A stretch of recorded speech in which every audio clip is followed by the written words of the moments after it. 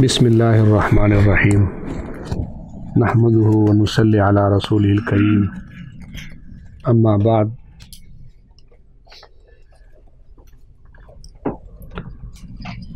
कल जो है मैंने कुछ बातें आप हज़रात की खिदमत में अर्ज़ की थी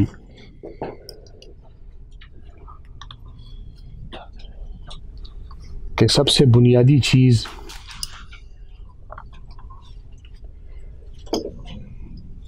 इबारात का हवा मसला था और उसको मैंने कुछ हद तक आप हज़रात को समझाने की कोशिश की है।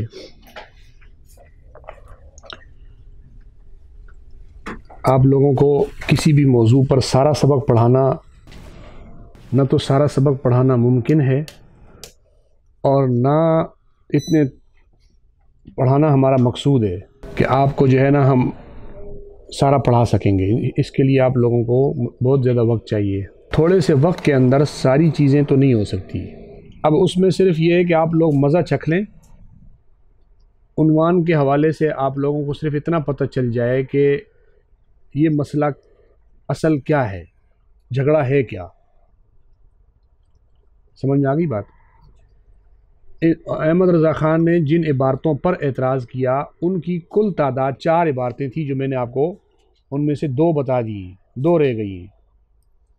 इंशाअल्लाह वो 2 भी आपको बता देंगे। आपको उसके लिए हमें वक्त देना होगा, लेकिन अगर एक एक इबारत के ऊपर हम पढ़ाएं तो उन 4 के अलावा इनके और एतराज़ात भी हैं। कुछ अरसे से ये मौलवी सईद असद जो बरेलवियों का फ़ौत हो गया है, इसने कुछ अरसा से ये शोर मचाया हुआ था कि अहले सुन्नत कहलाते हैं हम दोनों, तो लिहाजा हमें इत्तिहाद करना चाहिए। देवबंदी बरेलवी के नाम से जो फ़िरके वजूद में आए हैं, इनको इत्तिहाद करना चाहिए। पहली बात तो आपको ये पता होना चाहिए कि इत्तिहाद तो हम भी चाहते हैं, और वो फ़िरकों का इत्तिहाद नहीं, हम पूरी उम्मत मुस्लिमा का इत्तिहाद चाहते हैं। वो किसी भी नाम से काम कर रहे हो, हमें उससे कोई सरोकार नहीं है। हम ये कहते हैं कि जो उम्मत मुस्लिमा कहलाते हों, उनमें जो खामियां कमज़ोरियां हों उनको रफ़ा किया जाए और आपस में इत्तिहाद और इत्तिफ़ाक़ हो जाए। लेकिन इत्तिहाद और इत्तिफ़ाक़ के नाम पर तफ़रक़ाबाज़ी हो रही है। वो कहा जा रहा होता है इत्तिहाद करो। इत्तिहाद का मतलब ये होता है कि जी अपने उलमा को काफिर करार दो, फिर इत्तिहाद हो जाएगा। बरेलियों का एक मौलवी है हसन अली रिजवी, उसकी किताब मुहासबत देवबंदियत यहाँ हमारे पास रखी हुई है। उसमें वो कहता है कि देवबंदी अपने 4 मौलवियों की कुर्बानी दे दें तो हमारा इत्तिहाद हो जाएगा। 4 मौलवी कौन कौन से, जिनके इबारतें हैं हुस्सामुल हरमैन में? मौलाना कासिम नानोतवी, मौलाना रशीद अहमद गंगोही, मौलाना खलील अहमद सहारनपुरी और मौलाना अशरफ अली थानवी। इन 4 को आप काफिर कह दो, हमारा और आपका इत्तिहाद हो जाएगा। पहली बात तो ये है कि ये इत्तिहाद की ज़रूरत किसकी है? दोनों की है या किसी एक की है? भाई एक बंदे के दरवाज़ा हमने खटखटाया हो जाकर कि मुझे आपसे इत्तिहाद करना है, तो वो आगे से कहे कि मेरी ये शर्त है, तो बात समझ में आती है ना कि भाई आप मेरा जो कर्जा देने वो दे दो, फिर इत्तिहाद हो जाएगा। लेकिन जब एक बंदे ने जाके दरवाज़ा नहीं खटखटाया, वो घर में बैठा हुआ कह रहा है कि अगर कभी आपको इत्तिहाद के लिए आना हो तो ये करके आना पड़ेगा, और उसको ये पता भी हो कि दुनिया के अंदर जितने भी दीन के काम हो रहे हैं वो हम अकेले कर रहे हैं, उसमें हमें आपकी ज़रूरत नहीं है, हमें कभी ज़रूरत पेश नहीं आई। हाँ जी, इस्लाम के अहकामात में सबसे मुश्किल हुक्म कौन सा है? जिहाद है। उसमें कभी आप लोगों ने बोला है बरेलवियों आ जाओ, अमेरिका बहुत हम पे जुल्म कर रहा है, तुम आके अमेरिका को भगाओ? कभी बोला है? आपको उनकी ज़रूरत नहीं पेश आई तो और क्या हलवे की देग पे ज़रूरत पेश आएगी? और कहाँ ज़रूरत पेश आएगी? कि हमें बात यह है कि अगर दोनों को ज़रूरत है तो फिर यह कहना कि 4 मौलवियों को काफिर करार दे दो फिर इत्तिहाद हो जाएगा, तो एक कुर्बानी तुम भी दो। 4 हमसे मांगते हो, एक तुम दो। तुम दोगे? कहते नहीं हम तो नहीं देंगे कुर्बानी। तो मैंने कहा फिर फिलहाल तुम्हारी ज़रूरत नहीं है, अपने काम से काम रखो। समझ में आ रही है बात? इबारात के हवाले से ये 4 आदमियों का नाम लेते हैं। लेकिन एतराज़ात जिन हमारी बातों पे करते हैं वो आपकी हर बात पे एतराज़ करते हैं, चाहे वो बात सही है जैसे है, उसका कोई गलत माना नहीं बनता, कोई गलत मफहूम नहीं बनता, इनको उस पर एतराज़ बहरहाल होगा ही। और ये इनकी मजबूरी है, क्योंकि इनको जो पीछे से मिशन दिया गया है उस मिशन की तकमील यही होगी कि इन्होंने एतराज़ करते रहना है। ये मिशन की तकमील है इनकी। और आप इनकी तारीख उठा के पढ़ोगे तो आपको इंशाअल्लाह वो तारीख मिल जाएगी कि हर ज़माने के अंदर, हर दौर के अंदर इन लोगों ने वक्त की हुकूमतों और ज़ालिमों का साथ दिया और उनसे मुनाफे हासिल किए और उनके ज़रिए से अहले सुन्नत वल जमात देवबंद को दबाने की कोशिश की। वो एक सिलसिला है बहुत तवील। अमेरिका से $36,000 लेने तक, मैंने उसकी आपको बताया था कि यहाँ अखबार रखी हुई है मेरे पास, उसमें लिखा हुआ है, पूरी तफसील है। अमेरिका से $36,000 इस बात पर लिए कि आप लोग पाकिस्तान में तहफ़्फ़ुज़ मज़ारात के नाम पर रैलियाँ निकालो और इनके ख़िलाफ़ बयानात करो ताकि ये कमज़ोर हो जाएं। फिर उसके बाद वो $36,000 तो 2006-07 की बात है। फिर उसके बाद क्या हुआ, बम्बई के अंदर सूफ़ी कॉन्फ्रेंस हुई और उस सूफ़ी कॉन्फ्रेंस का जो मेहमान ख़ुसूसी था वो जनाब मूदी था। मूदी सूफ़ी कॉन्फ्रेंस, हाँ जी, सूफ़ी मूदी, वो इनका मेहमान ख़ुसूसी था। और फिर उस मेहमान ख़ुसूसी की तारीफ़ में जो अशार कहे गए हैं सब नेट के ऊपर मौजूद है। ये बहार तुम्हारे लिए और ये तुम्हारे लिए और पता नहीं क्या क्या उसके लिए शान में अशार का है। उसको पगड़ी पहनाई, उसको हार पहनाए, उसको जनाब इन्होंने पत्नी इनामात दिए, गोल्ड मेडल होते हैं इनके दरबारों की तस्वीरों के नाम पे, वो दिए उसको। इन्होंने सूफ़ी कॉन्फ्रेंस में ये काम किया और उसमें ख़ुद बरेलवियों ने इस बात का इकरार किया। मुफ्ती मुनीबुर रहमान ने उन दिनों में दुनिया अखबार के अंदर मजमून लिखा था कि सूफ़ी कॉन्फ्रेंस को अमेरिका और इसराइल ने फंडिंग की है। मुफ्ती मुनीबुर रहमान ने कहा था, या रखी हुई आईना अय्याम किताब। मैं इसलिए हवाले सिर्फ नाम बताता जा रहा हूँ कि इतना वक्त नहीं, वरना मैं बोलूँ किताब निकालो और पढ़ के सुना दूंगा। मैंने इस पर वीडियोज़ भी बनाई हुई हैं, वीडियो में भी हैं। तो इनको अमेरिका ने पैसे दिए कि आप सूफ़ी कॉन्फ्रेंसें करो, और इन्होंने सूफ़ी कॉन्फ्रेंसें की, पूरी दुनिया में की, इंडिया में भी की और पूरी दुनिया में। और उसमें सारे के सारे बरेलवी थे, कोई हमारा बंदा नहीं था, सब इनके थे। और मोदी ने आकर वहां पर कहा कि, मोदी तकरीर कर रहा था ना, तकरीर के दौरान हिंदी में शायद की उसने, तो उसने तकरीर के दौरान कहा कि हिंदुस्तान की आज़ादी में जिस तरह हिंदुओं का हाथ है ऐसे ही मुसलमानों का भी बड़ा किरदार रहा है। वो बयान के दौरान मुसलमानों का नाम बता रहा था। कहते हैं कौन कौन से मुसलमानों का, कहते हैं मौलाना अबुल कलाम आज़ाद, मौलाना हुसैन अहमद मदनी, कहते हैं इन लोगों का भी तहरीक आज़ादी में बड़ा किरदार था। इनके जलसे में खड़ा होकर कह रहा था। और मोदी को भी एक बंदा भी इनका नहीं मिला। अहमद रज़ा का बोल देता ना कि वो भी तहरीक आज़ादी में था, क्योंकि मौलाना मदनी का हम ज़माना था ना, वो आ जाता, बोलता है अहमद रज़ा भी तो था, नहीं बोला उसने, क्योंकि मिलती नहीं है तारीख। क्या है, उल्टा टिकट लगाने से अलावा क्या मिला आपको? इसके सिवा आपकी तहरीक क्या थी कि वो बताता, लोगों को नहीं बता सकते। इस पर दूसरे कुछ बरेलवियों ने बड़ा शोर मचाया कि जी मोदी ने आकर इन दो का नाम लिया है तो आपकी कॉन्फ्रेंस नाकाम हो गई है। इसमें तो उसने देवबंदियों की तारीफ़ें करके चला गया, देवबंदियों की भलाई करके चला गया। और अभी एक इंडिया के अंदर एक हिंदू है, वो अक्सर इस्लाम के ख़िलाफ़ बोलता है, बहुत ज़्यादा बोलता है, तौहीन करता है बहुत ज़्यादा। बस किसी मर्द मुजाहिद का इंतज़ार है हमें, क्योंकि वो जितना इस्लाम पर बकवास करता है, वो एक होता है इस्लाम पर शुकूक शुबहात, एक है इस्लाम पर को गालियाँ देना, और जनाब नबी पाक सल्लल्लाहु अलैहि वसल्लम की तौहीन करना, वो खुलेआम करता है। तो पिछले दिनों उसकी एक वीडियो आई नेट के ऊपर, जो नबी को गालियाँ दे रहा है हिंदू, और जिसका नज़रिया ये कि हिंदुस्तान से मुसलमानों का खात्मा किया जाए, मुसलमान ख़त्म कर दिए जाए, सिर्फ हिंदू मज़हब वहाँ छोड़ दिया जाए। वो हिंदू जब मुसलमानों का खात्मा करेगा तो वो कौन से मुसलमानों का खात्मा करेगा? देवबंदी मुसलमान, बरेली मुसलमान। इस्लाम का जब खात्मा होगा तो वो इसमें फ़र्क होगा, पूछेंगे आप देवबंदी हो बरेली हो। लेकिन उसका एक बयान है, वो कहता है तुम ये समझते हो कि इस्लाम मक्का और मदीना से चलता है, कहते हैं इस्लाम इस ज़माने के अंदर अगर चलता है तो देवबंद से चलता है। वलफज़्लु मा शहिदत बिहिल आदा, कहते हैं इस्लाम की कमान देवबंद संभाल रहा है। ये कौन मान रहा है? जो इस्लाम को, इस्लाम का दुश्मन, नबी का दुश्मन, गालियां देने वाला, तबर्रा करने वाला, बुरा भला कहने वाला, इस्लाम की मुखालफत करने वाला और इस्लाम का हिंदुस्तान से खात्मा करने की साजिश रचने वाला, जो रोजाना की बुनियाद पर इस्लाम के खिलाफ करता है, वो भी ये समझता है कि इस्लाम कहां पर है। दुश्मन को पता है, अगर नहीं पता तो रज़ाखानियत को नहीं पता। और इनको भी पता है, ये भी बात आपको बता दूं, ये भी इनको भी पता है कि इस्लाम कहां है। मौलवी मुफ्ती अहमद यार खान नईमी गुजराती ने एक शायरी की किताब लिखी है, छोटी सी, बरेलियों का हकीमुल उम्मत। उसकी एक किताब है दीवाने सालिक।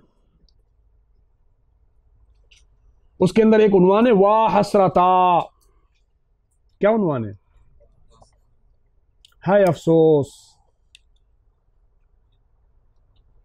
उसके नीचे उसने चंद अशार लिखे हैं। चूंकि बरेलवी अपने आप को अहले सुन्नत और हमें नजदी और वहाबी कहते हैं और अपने आप को सुन्नी कहते हैं, तो अशार उसी तनाजुर में जरा सुनना। कहते हैं अहले सुन्नत बहर कव्वाली व उर्स, कहते हैं अहले सुन्नत जो है ये कव्वालियों और उर्सों में लगी हुई है। किस में लगी हुई है? अहले सुन्नत बहर कव्वाली व उर्स, देवबंदी बहर तसनीफात व दर्स। और देवबंदी किस काम में लगा हुआ है? दर्स व तदरीस में, किताबें लिखने में, कुरान पढ़ाने में। आगे कहते हैं खर्च सुन्नी बर कुबूर खान का। खर्च सुन्नी यानी बरेलियों का खर्चा कहां होता है? कब्रों और खानकाहों पे। खर्च नजदी बर उलूमो दर्सगा। खर्च नजदी अहले सुन्नत बहर कव्वाली व उर्स, देवबंदी बहर तसनीफात व दर्स। खर्च सुन्नी बर कुबूर खान का, खर्च नजदी बर उलूम दर्सगा। वो कहता है हम लोग कब्रों की खिदमत करने में लगे हुए हैं, सारी जिंदगी हमारी गुजर गई कब्रों की खिदमत कर रहे हैं। और देवबंदी इल्म और दरसगाहों का काम कर रहे हैं, कुरान पढ़ा रहे हैं, हदीस पढ़ा रहे हैं। मेरे पास एक बरेलवी आया, मुझे कहता है देवबंदी नाते क्यों नहीं पढ़ते? मैंने कहा कि कौन सी नाते? आप बरेलवी से पूछो आप कुरान के हाफिज हो? वो कहते हैं हाँ। कहां से किया है? कहते हैं देवबंदियों के मदरसे से। कुरान कहां से पढ़ा है? क्यों भाई आपके मदरसे नहीं है? कहते हैं यार ये कुरान बहुत अच्छा पढ़ाते हैं। मैंने उसको कहा मुझे एक सवाल का जवाब तुझसे चाहिए, मुझे ये बता कि खालिक ने जो नबी की नात गोई की है वो सबसे बेहतरीन होगी या जो मखलूक ने की है? क्या कहते हो आप? नबी पाक सल्लल्लाहु अलैहि वसल्लम की सबसे बेहतरीन नात किसने पढ़ी होगी? अल्लाह रब्बुल इज्जत ने ना। जिसने बनाया है उसे पता है ना मैंने कैसा बनाया है। इंसानियत तो सारी जिंदगी समझने में लगा देगी, बनाने वाले ने नात गोई की है ना। और नबी, अल्लाह की नात, अल्लाह ने जो नबी की नात की है वो कहां है? कहां है?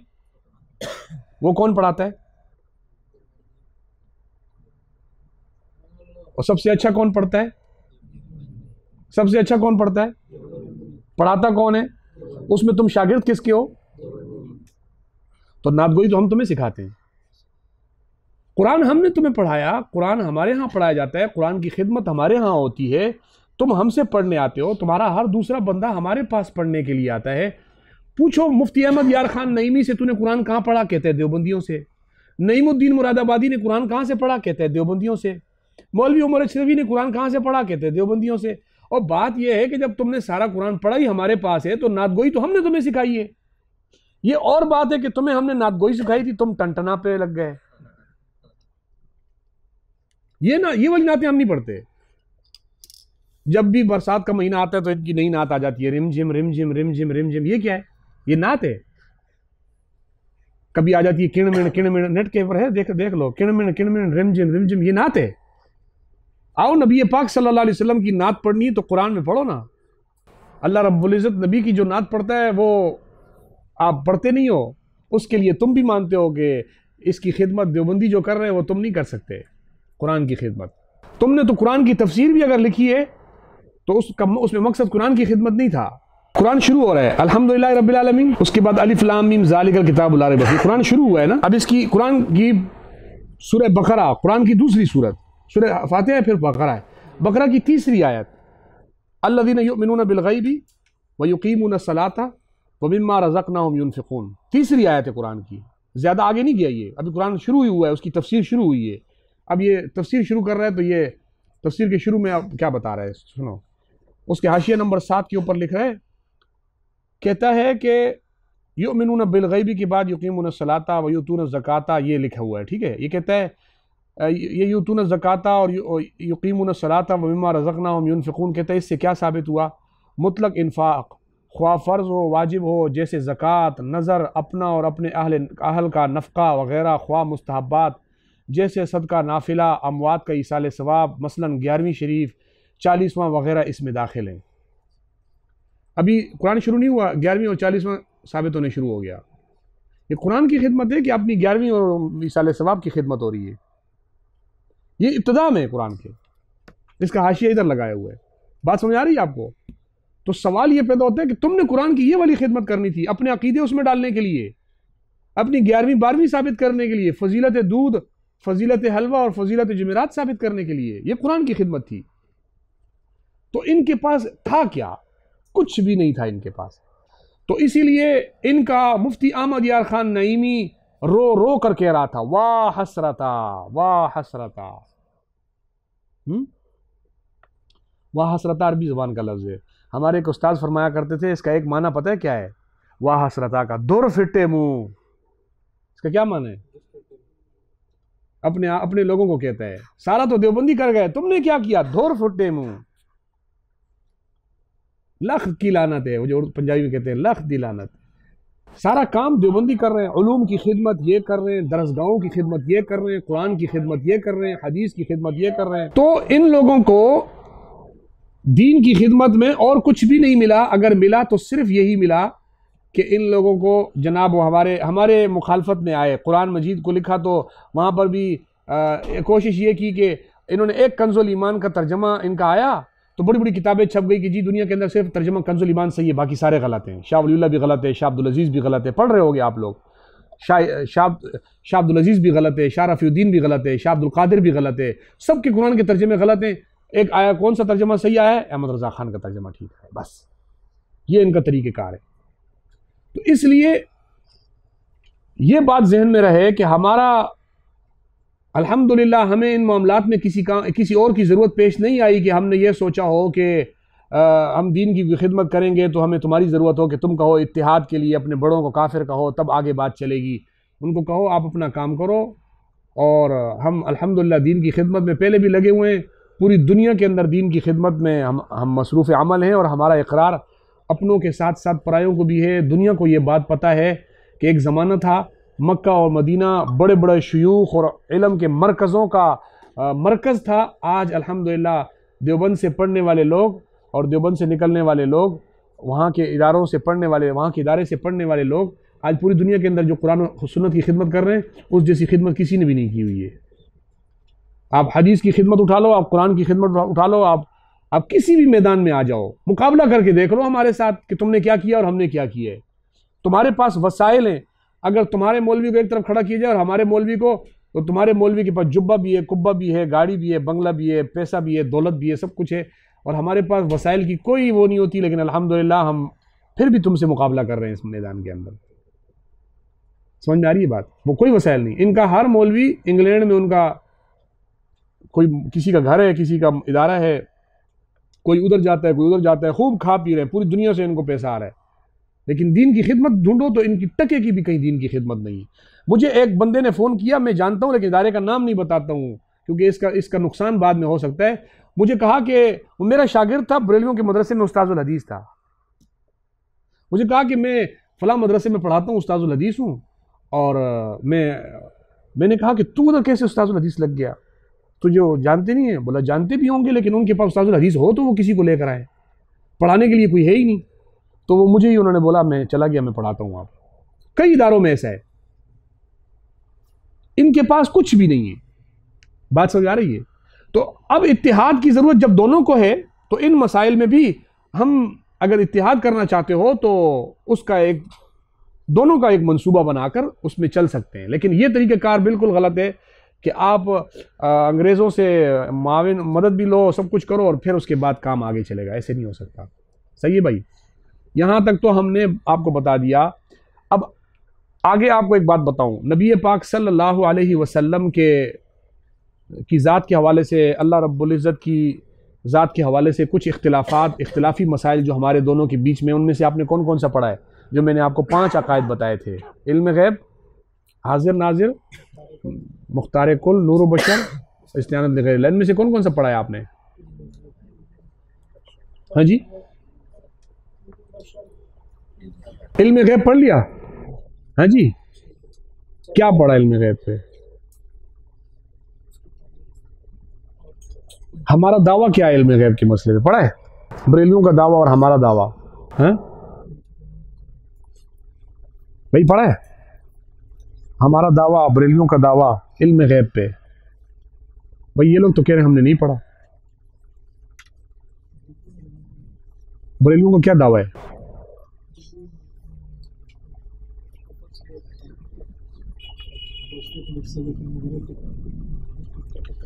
मैं, चूंकि हमारा ये दौरा इतना तफसीली नहीं है ना, मुख्तसर है, तो मैं आपको कुछ बातें इजमाली बताऊंगा। सबक तो आप पढ़ते रहेंगे, चलता भी रहेगा। मैं दूसरों के असबाक उन्हीं पे छोड़ता हूँ, वो इंशाल्लाह आपको अपनी तरतीब से पढ़ाएंगे। लेकिन एक हमारे यहाँ एक दावे की तरतीब ये होती है कि जैसे आप लुग़वी माना पढ़ोगे, फिर इस्तिलाही माना पढ़ोगे, पहले अपना नज़रिया वाज़े करो। जिस नज़रिए से उनका वो शक ख़त्म हो जाए, या वो जो लोगों को शुकूक व शुबहात में डालते हैं कि ये नबी का इल्म नहीं मानते, कहते हैं ना वो लोग कि ये नबी के लिए इल्म नहीं मानते, नबी के इल्म के मुनकिर हैं। तो क्या आप लोग नबी के इल्म के मुनकिर हैं? नबी पाक सल्लल्लाहु अलैहि वसल्लम के लिए आप उलूम नहीं मानते? बल्कि अहलुस सुन्नत वल जमात का अकीदा तो ये है कि जिस तरह नबी पाक सल्लल्लाहु अलैहि वसल्लम दीगर तमाम सिफ़ात में, कायनात में, मखलूक में सबसे अफजल हैं, इल्म में भी आप सबसे ज़्यादा आलम हैं, अफजल हैं। समझ में आ रही है बात?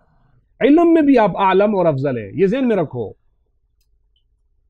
इल्म में भी आप आलम और अफजल हैं। हम नबी पाक सल्लल्लाहु अलैहि वसल्लम के बराबर किसी को भी इल्म में, आपके करीब भी किसी को नहीं मानते, बराबर दूर की बात है। इल्म में हम किसी को नबी पाक सल्लल्लाहु अलैहि वसल्लम के करीब भी नहीं मानते। कि कोई ये कहे कि जनाब आपने तो जनाब नबी पाक सल्लल्लाहु अलैहि वसल्लम के करीब किसी को मान लिया, आपका इल्म में कोई मुकाबिल ही नहीं है। मखलूक के अंदर सारे नबियों में आप हर एतबार से अफजल है। समझ में आ रही है? तो क्या हम नबियों को बहुत बड़ा आलिम नहीं समझते? हर नबी बहुत बड़ा आलिम है, लेकिन आप सल्लल्लाहु अलैहि वसल्लम सब नबियों में आलम है, इस बात पर कोई इख्तिलाफ नहीं है। और कोई हमारे एक इशारा भी नहीं निकाल के दिखा सकता कि हमने नबी पाक सल्लल्लाहु अलैहि वसल्लम को कायनात में सबसे आलम ना समझा हो। ये वाज़े हो जाए। दूसरा, मखलूक में भी आप सबसे आलम, अंबिया में भी आप सबसे आलम, अल्लाह के बाद कायनात में अगर कोई सबसे बड़ी आलम ज़ात है तो वो जनाब नबी पाक सल्लल्लाहु अलैहि वसल्लम की है। लेकिन इल्म अल्लाह का नूर को कहते हैं, अल्लाह का नूर है ना। इल्म चंद मालूमात को नहीं कहते, इल्म एक नूर है। और वो नूर जिस तरीके से कायनात के अंदर अल्लाह रब्बुल इज़्ज़त ने तकसीम किया हुआ है, सबसे ज्यादा नबी पाक सल्लल्लाहु अलैहि वसल्लम के पास मौजूद है। समझ में आ रही है बात? ये बात भी वाज़ेह हो गई है। अब इनका ये एतराज़ करना कि ये नबी को आलिम नहीं मानते या नबी का इल्म नहीं मानते, ये बात बिल्कुल गलत है। एक बात। दूसरी चीज क्या है कि इल्म, उसको अगर उसके साथ गैब का लफ्ज लगा दो, इल्मुल गैब, तो हमारा दावा यह है कि इल्मुल गैब जो होता है ये इल्म ज़ाती होता है। क्या होता है? इल्म ज़ाती का माना होता है कि वो अल्लाह रब्बुल इज़्ज़त का मखसूस इल्म को इल्म गैब कहा जाता है हमारे दावे के मुताबिक। जो शरअन इस्तिलाहन जो है, मैं इस्तिलाहन कह रहा हूं, ये याद रखना। कोई इल्म गैब का लफ्ज अगर बतौर लुगत इस्तेमाल कर रहा है, मैं उसकी बात नहीं कर रहा हूं, मैं इल्म गैब को बतौर शरई इस्तिलाह के बता रहा हूं कि ये इल्म ज़ाती का वो है, हम माना है ये अल्लाह रब्बुल इज़्ज़त का इल्म ज़ाती है, उसको इल्म गैब कहा जाता है। और अहमद रज़ा ख़ान ने मलफूज़ात आला हज़रत में भी लिखा है कि इल्म गैब इल्म ज़ाती को कहते हैं। क्या कहा? इल्म गैब।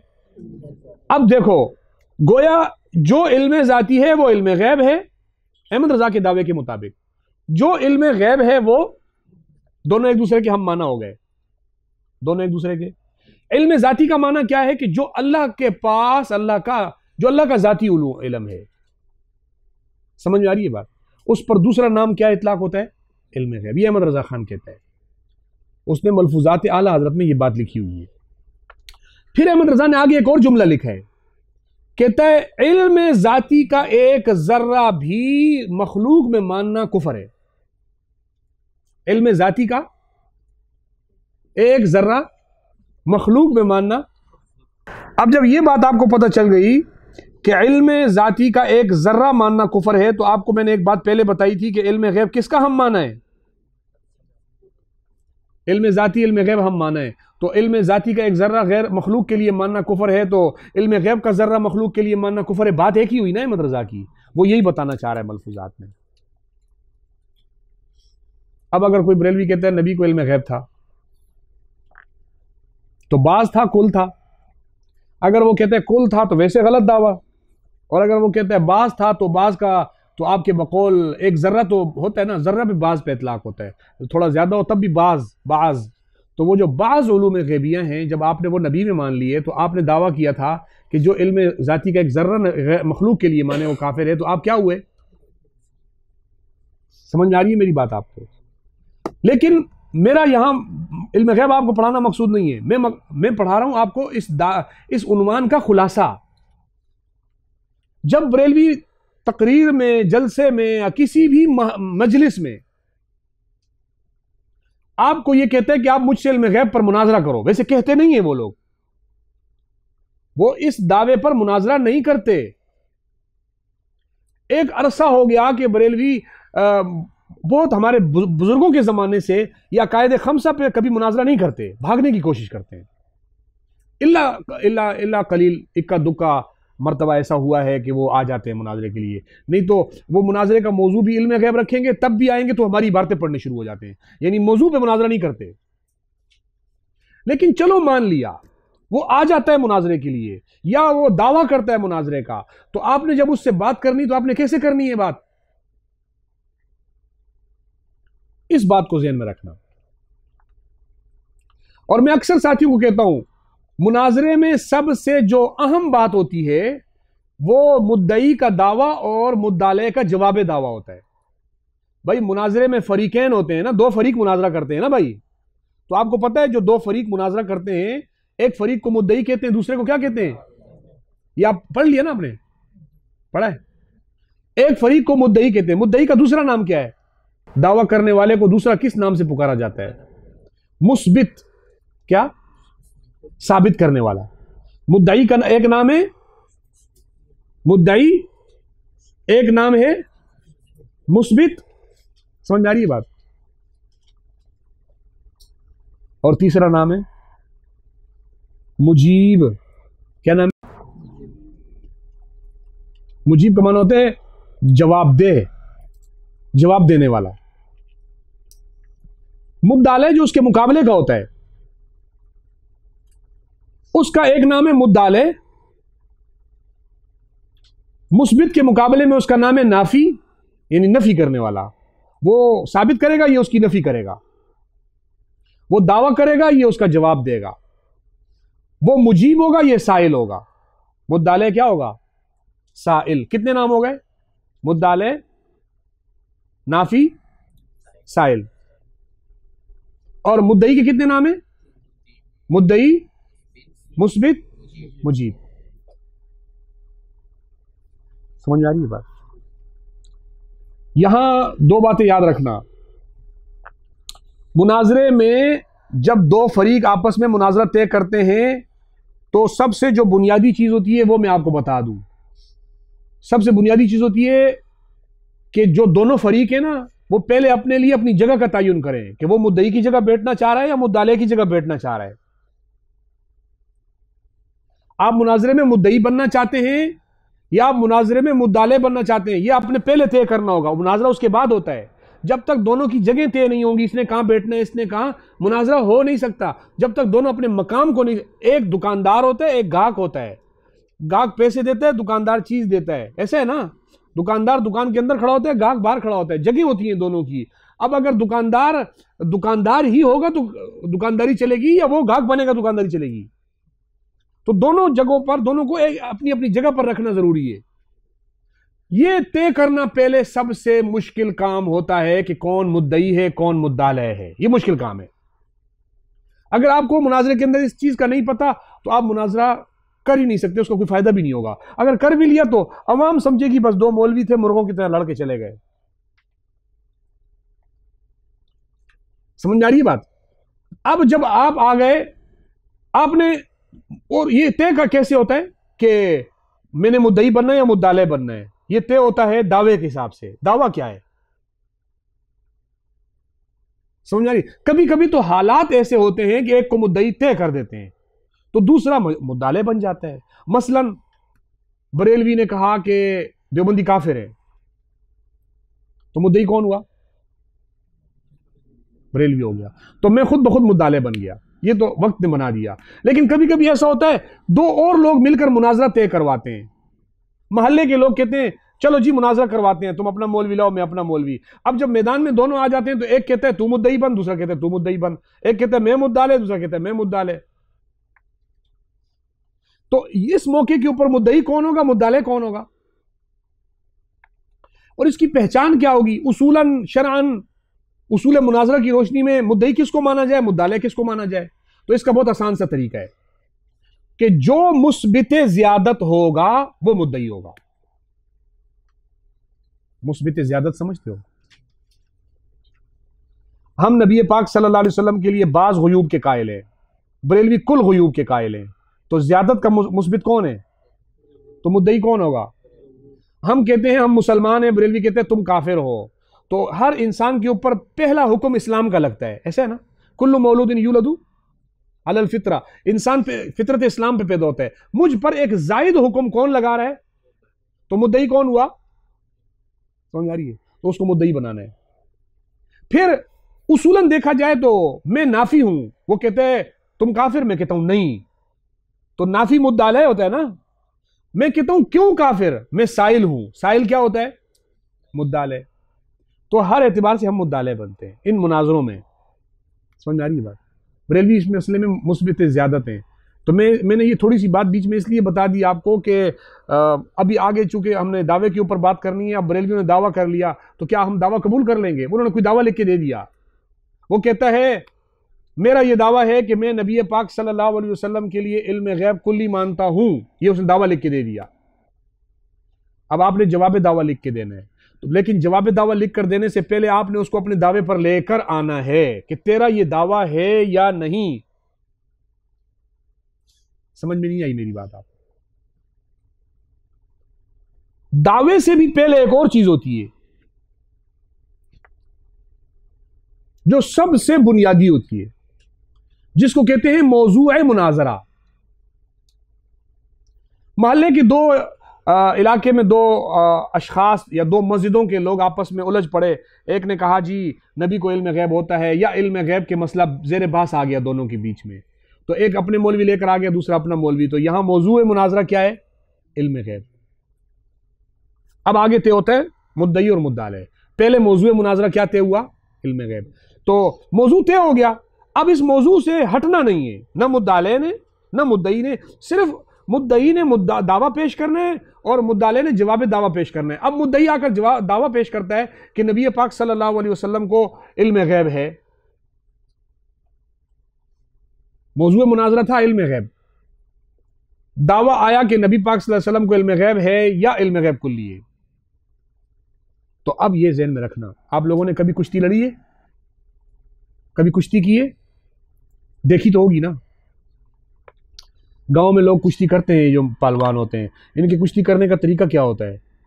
कुश्ती में ये होता है कि सामने वाले एक फरीक दूसरे को ऐसा दाव लगाता है कि उसकी कमर जमीन पे लग जाए, उसके लिए उसको कुछ भी करना पड़ता है। एक फरीक अपने जिस्म पे तेल मल के आता है, दूसरा फरीक भी अपने जिस्म पे तेल मल के आता है। उसको पता होता है कि ये मुझे पकड़ेगा तो मैं स्लिप हो जाऊंगा, इसके हाथ में नहीं आऊंगा, ऐसा होता है ना, ताकि ये मुझे दाव ना मार सके। तो दूसरा फरीक क्या करता है, उसको पकड़ने के लिए हाथ पर मट्टी मलता है कि मैं इसको पकड़ूं तो ये मेरे हाथ में आ जाए।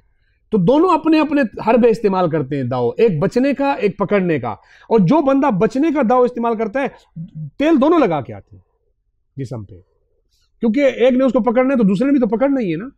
और मट्टी भी दोनों लगाते हैं कि एक ने उसको पकड़ना है तो उसके लिए हाथ मजबूत, दूसरा। इसमें हाथों का सबसे बड़ा किरदार होता है, कुश्ती में सबसे बड़ा किरदार हाथ का होता है कि आपके हाथ से उसको ऐसा दाव लगे कि वो ना छुड़वा सके। तो आपने अब जब मुनाजरा होता है ना, तो मुनाजरा एक किस्म की कुश्ती ही बनती है कि इसमें भी दो फरीकों की लड़ाई होती है जबानी तौर पर। जैसे वो हाथों से एक दूसरे को पकड़ने की कोशिश करते हैं, तो मुनाजरे में भी वो एक दूसरे को पकड़ने के लिए तरतीब इस्तेमाल की जाती है। अब करना क्या है, उसके लिए क्या तरीकेकार है। तो अब जब एक फरीक दूसरे को पकड़ता है ना, वो आता है वहां से आवाज लगाता हुआ इसके मैदान में घुसता है, इसके लाइन के अंदर दाखिल होता है कुश्ती वाला, और वो आता है, इसको हाथ लगा के वापस अपने मैदान में चला जाता है, तो ये बंदा हार जाता है। लेकिन अगर उसने हाथ लगाया और इसने उसको पकड़ लिया और उसकी सांस वहीं तोड़ दी, उसको लाइन तक नहीं पहुंचने दिया, तो ये जीत जाता है।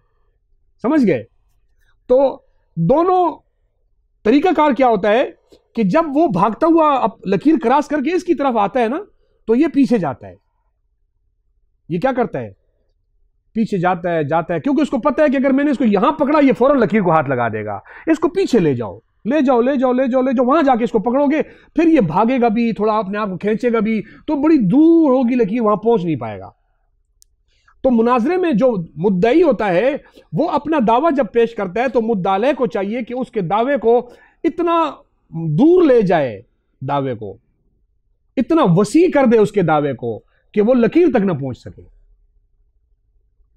और मुद्दई जब आप बनोगे तो आपने ये कोशिश करनी होगी कि मेरा दावा इतना थोड़ा सा हो कि मैं लकीर तक पहुंच सकूं, सांस ना टूटे। ये तरीकेकार होता है। अब आगे सुनो, हुआ क्या। बरेलवी ने कहा कि मेरा दावा यह कि नबी पाक सल्लल्लाहु अलैहि वसल्लम को, हाँ जी, नबी पाक सल्लल्लाहु अलैहि वसल्लम को इल्म गैब कुल्ली है, ये उसने दावा किया है। तो ये उसका दावा पूरा है, ये आपने पहचानना है कि इसने दावा पूरा कर लिया। वो कुरान की आयत पढ़ेगा, वमा हुवा अलल गैबि बिज़नीन, वो कुरान की आयतें पढ़ेगा, ये है वो नबी का। भाई आपका पहले तो ये तय करो, अब मैं बता रहा हूं कैसे लाइन वसी करनी है। पहले दोनों फरीक बैठकर यह तय करो कि हमारा झगड़ा सिर्फ नबी के लिए इल्म गैब में है,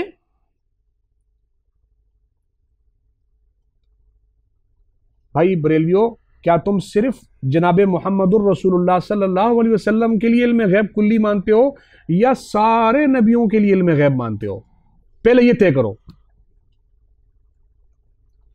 आप मखलूक में इल्म गैब सिर्फ जनाब मुहम्मदुर रसूलुल्लाह सल्लल्लाहु अलैहि वसल्लम के लिए मानते हो, कुल और बाज की बात बाद में आएगी, या सारे नबियों के लिए मानते हो? समझ आ रही बात? सिर्फ ये नबूवत के लिए मानते हो या गैर नबी में भी मानते हो? ये आप सवाल करोगे। जवाब दावे वाला मुद्दाले ये सवाल करेगा। इस अमल को कहते हैं तनकीह दावा। इस अमल को क्या कहते हैं? इल्म मुनाजरा की रोशनी में इसको क्या कहते हैं? तनकीह है कि दावे की वजाहत। कैसे पता चलेगा? अब देखो ना, बरेलवी कहता है कि मैं नबी के इल्म गैब पर मुनाजरा करूंगा। हमारा दावा यह कि नबी पाक सल्लल्लाहु अलैहि वसल्लम को इल्म गैब था। तो ये उसका दावा बहुत मुख्तसर है, आपने उस दावे को मुख्तसर नहीं रहने देना। मुख्तसर आप उसको पीछे लेकर आओ, अपनी लाइन से दूर लेकर आओ। सवाल यह कि आप इल्म गैब के बारे में पहले अपना दावा वाज़े करो कि आप सिर्फ जनाब मुहम्मदुर रसूलुल्लाह, मैं एक नबी की बात कर रहा हूं, सिर्फ जनाब मुहम्मदुर रसूलुल्लाह सल्लल्लाहु अलैहि वसल्लम के लिए इल्म गैब मानते हो या सारे नबियों के लिए मानते हो? पहले यह बताओ। अगर वो कहता है कि मैं सिर्फ जनाब मुहम्मदुर रसूलुल्लाह सल्लल्लाहु अलैहि वसल्लम के लिए इल्म गैब मानता हूं, उसको कहो लिख के दो।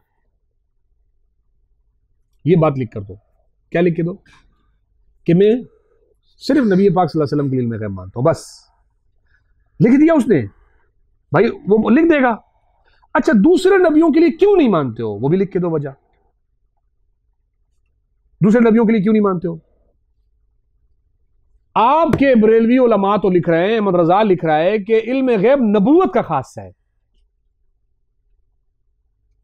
क्या है नबूवत का खासा? का क्या मतलब होता है? कि हर नबी में होना जरूरी है ना। तो ये हो सकता है कि वो जनाब मोहम्मद रसूलुल्लाह सल्लल्लाहु अलैहि वसल्लम को तो हो, बाकी नबियों को ना हो, ये हो सकता है। जब नबूवत का खासा है तो हर नबी को होगा ना भाई। पहले तो लिख कर दो कि बाकी नबियों को है या नहीं है। उसने कहा, उसने सिर्फ नबी का लिख के दिया, तो अगला सवाल क्या है? बाकी नबियों को है या नहीं है? वो कहता है दूसरे नबियों को नहीं है, तो अगला सवाल क्या है? कि आपके अहमद रजा ने तो लिखा है कि ये तो जब जब जब दूसरे नबी को इल्म गैब नहीं, तो वो नबी है। तो बाकी नबियों की नबूवत का इनकार हो रहा है, नहीं हो रहा? हाँ जी भाई। नबी देखो ना, आपने पढ़ा है ना मंतिक, फिर मंतिक में आ जाऊं। ज़िहिक क्या है? हैवान नातिक का और खासा की तारीफ क्या है? कि वो एक हकीकत के तमाम अफराद में पाया जाए। यही है, एक ही हकीकत के तमाम अफराद में जो चीज पाई जाए बराबर बराबर मुकम्मल, हर हकीकत के अफराद में उसका होना जरूरी है, तो उसको क्या कहते हैं? तो नबूवत एक हकीकत है ना। जब मोहम्मद रसूलुल्लाह सल्लल्लाहु अलैहि वसल्लम में आपने मान लिया और दूसरे नबियों में नहीं मान लिया, आपने उनकी हकीकत का इनकार कर दिया, नहीं कर दिया? तो क्या मुझे बताओ, आपने आमनतु बिल्लाहि व मलाइकती व कुतुबी व रुसुलिही बोला था या सिर्फ व रसूलिही बोला था?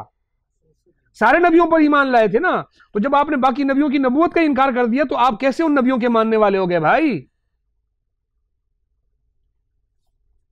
सिवाय इब्लीस के जहां में सभी तो खुशियां मना रहे हैं। नबी पाक सल्लल्लाहु अलैहि वसल्लम पैदा हुए तो देखो ना जी, इब्लीस रो रहा था उस दिन। भाई इब्लीस तो हजरत आदम के पैदा होने पे भी रो रहा था, इब्लीस तो हजरत नूह के पैदा होने पे भी रो रहा था, इब्लीस तो 1,24,000 कमोबेश हर पैगंबर के पैदा होने पे रो रहा था। उन 1,24,000 पैगंबरों की पैदाइश पे तुम क्या करते हो? बरेलियों से सवाल है ना हमारा, उस दिन क्या करते हो तुम? जिस दिन आदम पैदा हुए थे, आप उस दिन खुशियां मनाते हो या हमारी तरह बैठे रहते हो? जैसे हम नबी को मानते हैं तो पूरा साल मानते हैं, किसी 12 तारीख का कि हम मोहताज नहीं है कि हम 1 तारीख को मानेंगे। तो जो 1,24,000 पैगंबरों की विलादतों का दिन है, उस दिन आप कोई अलग से काम करते हो? नहीं करते ना। तो आप उस दिन, इसका मतलब है कि जो हम 12 रबीउल अव्वल को जिस अमल की वजह से आप हमें इब्लीस कह रहे हो, 1,24,000 पैगंबरों की पैदाइश वाले दिन वही काम करके तुम इब्लीस हुए नहीं हुए? तो हम एक बार इब्लीस और तुम कितनी बार? ये तो तुम्हारे दावे से हो रहा है, तो हम नहीं बोल रहे। हम पर एक बार इब्लीस होने का हुक्म लगा रहे हो, हम पर तुम्हारे दावे के मुताबिक अगर हम एक बार इब्लीस बन रहे हैं तो तुम कितनी बार बन रहे हो? या बाकी नबियों की पैदाइश में खुश होने की कोई जरूरत नहीं है।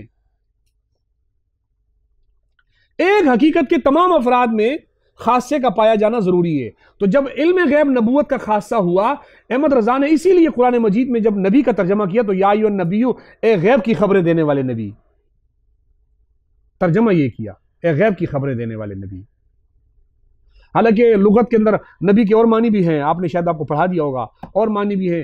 तो एक माना मुतय्यन कर दिया आपने, दूसरे मानों का इनकार नहीं हो रहा।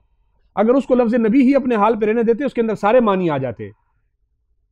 मुख्तसरुल मानी में आपने नबी का माना नहीं पढ़ा, किस किस लफ्ज से ये मुश्तक है। आप लुगत में पढ़ लो, और लुगत की किताबें हैं उनमें पढ़ लो कि नबी कहाँ कहाँ किन किन जगहों मानी से मुश्तक है, इसमें क्या क्या मानी आते हैं। लेकिन जब आपने कह दिया एक गैब की खबरें देने वाले नबी, तो इसका मतलब क्या हुआ कि आपने इसका माना एक माना में मुतय्यन कर दिया। यानी नबी का नाम जो नबी के कई फजाइल को जामे था, आपने उसको महदूद करके एक माने में कर दिया। तो ये देवबंदी कैसे गुस्ताख हुआ भाई? बात समझ आ रही है आप? तो मैंने क्या बताया कि अगर इल्म गैब खासा नबूवत है तो ये एक हकीकत के तमाम अफराद में पाया जाना चाहिए। आपका दावा फिर ये क्यों हुआ कि मुहम्मदुर रसूलुल्लाह सल्लल्लाहु अलैहि वसल्लम इल्म गैब जानते हैं? आपका दावा होना चाहिए था हर नबी जानता है। समझ में आ रही है बात? जब इनका दावा हर नबी का होगा, 1,24,000 कमोबेश नबी होंगे, तो इनको दावे में दलील भी ऐसी लानी होगी जिसमें 1,24,000 पैगंबरों के इल्म गैब की बात होनी चाहिए। हर नबी पर आपको दावा दलील देनी है कि हर नबी इल्म गैब रखता था, दलील दो। कुरान में है तो दावा वसी हो गया ना उनका, दावे को वसी करो। यह मुद्दाले की जिम्मेदारी है। अगर वो मानता है, उसने पहले लिख के क्या दिया आपको कि मैं सिर्फ नबी पाक सल्लल्लाहु अलैहि वसल्लम के इल्म गैब को मानता हूं, बाकियों को नहीं मानता। अगर बाकियों को नहीं मानता तो आप उनकी नबूवत के मुनकिर हो, अगर मानते हो तो दावे में सबकी बात करनी होगी। यही है। अगला सवाल, जब उसने ये मान लिया कि सारे नबियों को इल्म गैब है, तो अब अगला सवाल उससे ये पूछना है क्या गैर नबी को इल्म गैब होता है? गैर नबी को इल्म गैब होता है? वो कहते हैं नहीं। कहो लिखो। फिर क्या कहना है? गैर नबी को इल्म गैब नहीं लिखो। वो लिखते हैं गैर नबी को इल्म गैब नहीं है। तो आप उससे पूछो अब ये बताओ जो गैर नबी के लिए इल्म गैब का दावा करे वो क्या है? अगर आपका दावा नहीं है तो आपका अकीदा भी नहीं है। जब आपका अकीदा नहीं है तो जो मानेगा वो काफिर होगा, या आप काफिर या वो काफिर, दोनों में से एक काफिर होगा। अगर नबूवत का ये खासा हुआ और गैर नबी में आपने इल्म गैब माना तो गोया आपने भी उनको उसी हकीकत में से मान लिया। एक बंदा कहते हैं हैवान नाहिक जो है ना वो जाहिक है, तो आपने हैवान नाहिक को गोया के हैवान नातिक की हकीकत में से मान लिया। ये मानना लाजिम आएगा क्योंकि ज़िक वो हकीकत हैवान नातिक के अंदर मौजूद है, वो हैवान नाहिक में हो नहीं सकता। जब आपने मान लिया तो समझ लो कि आपने हैवान नातिक की हकीकत में हैवान नाहिक को दाखिल कर दिया।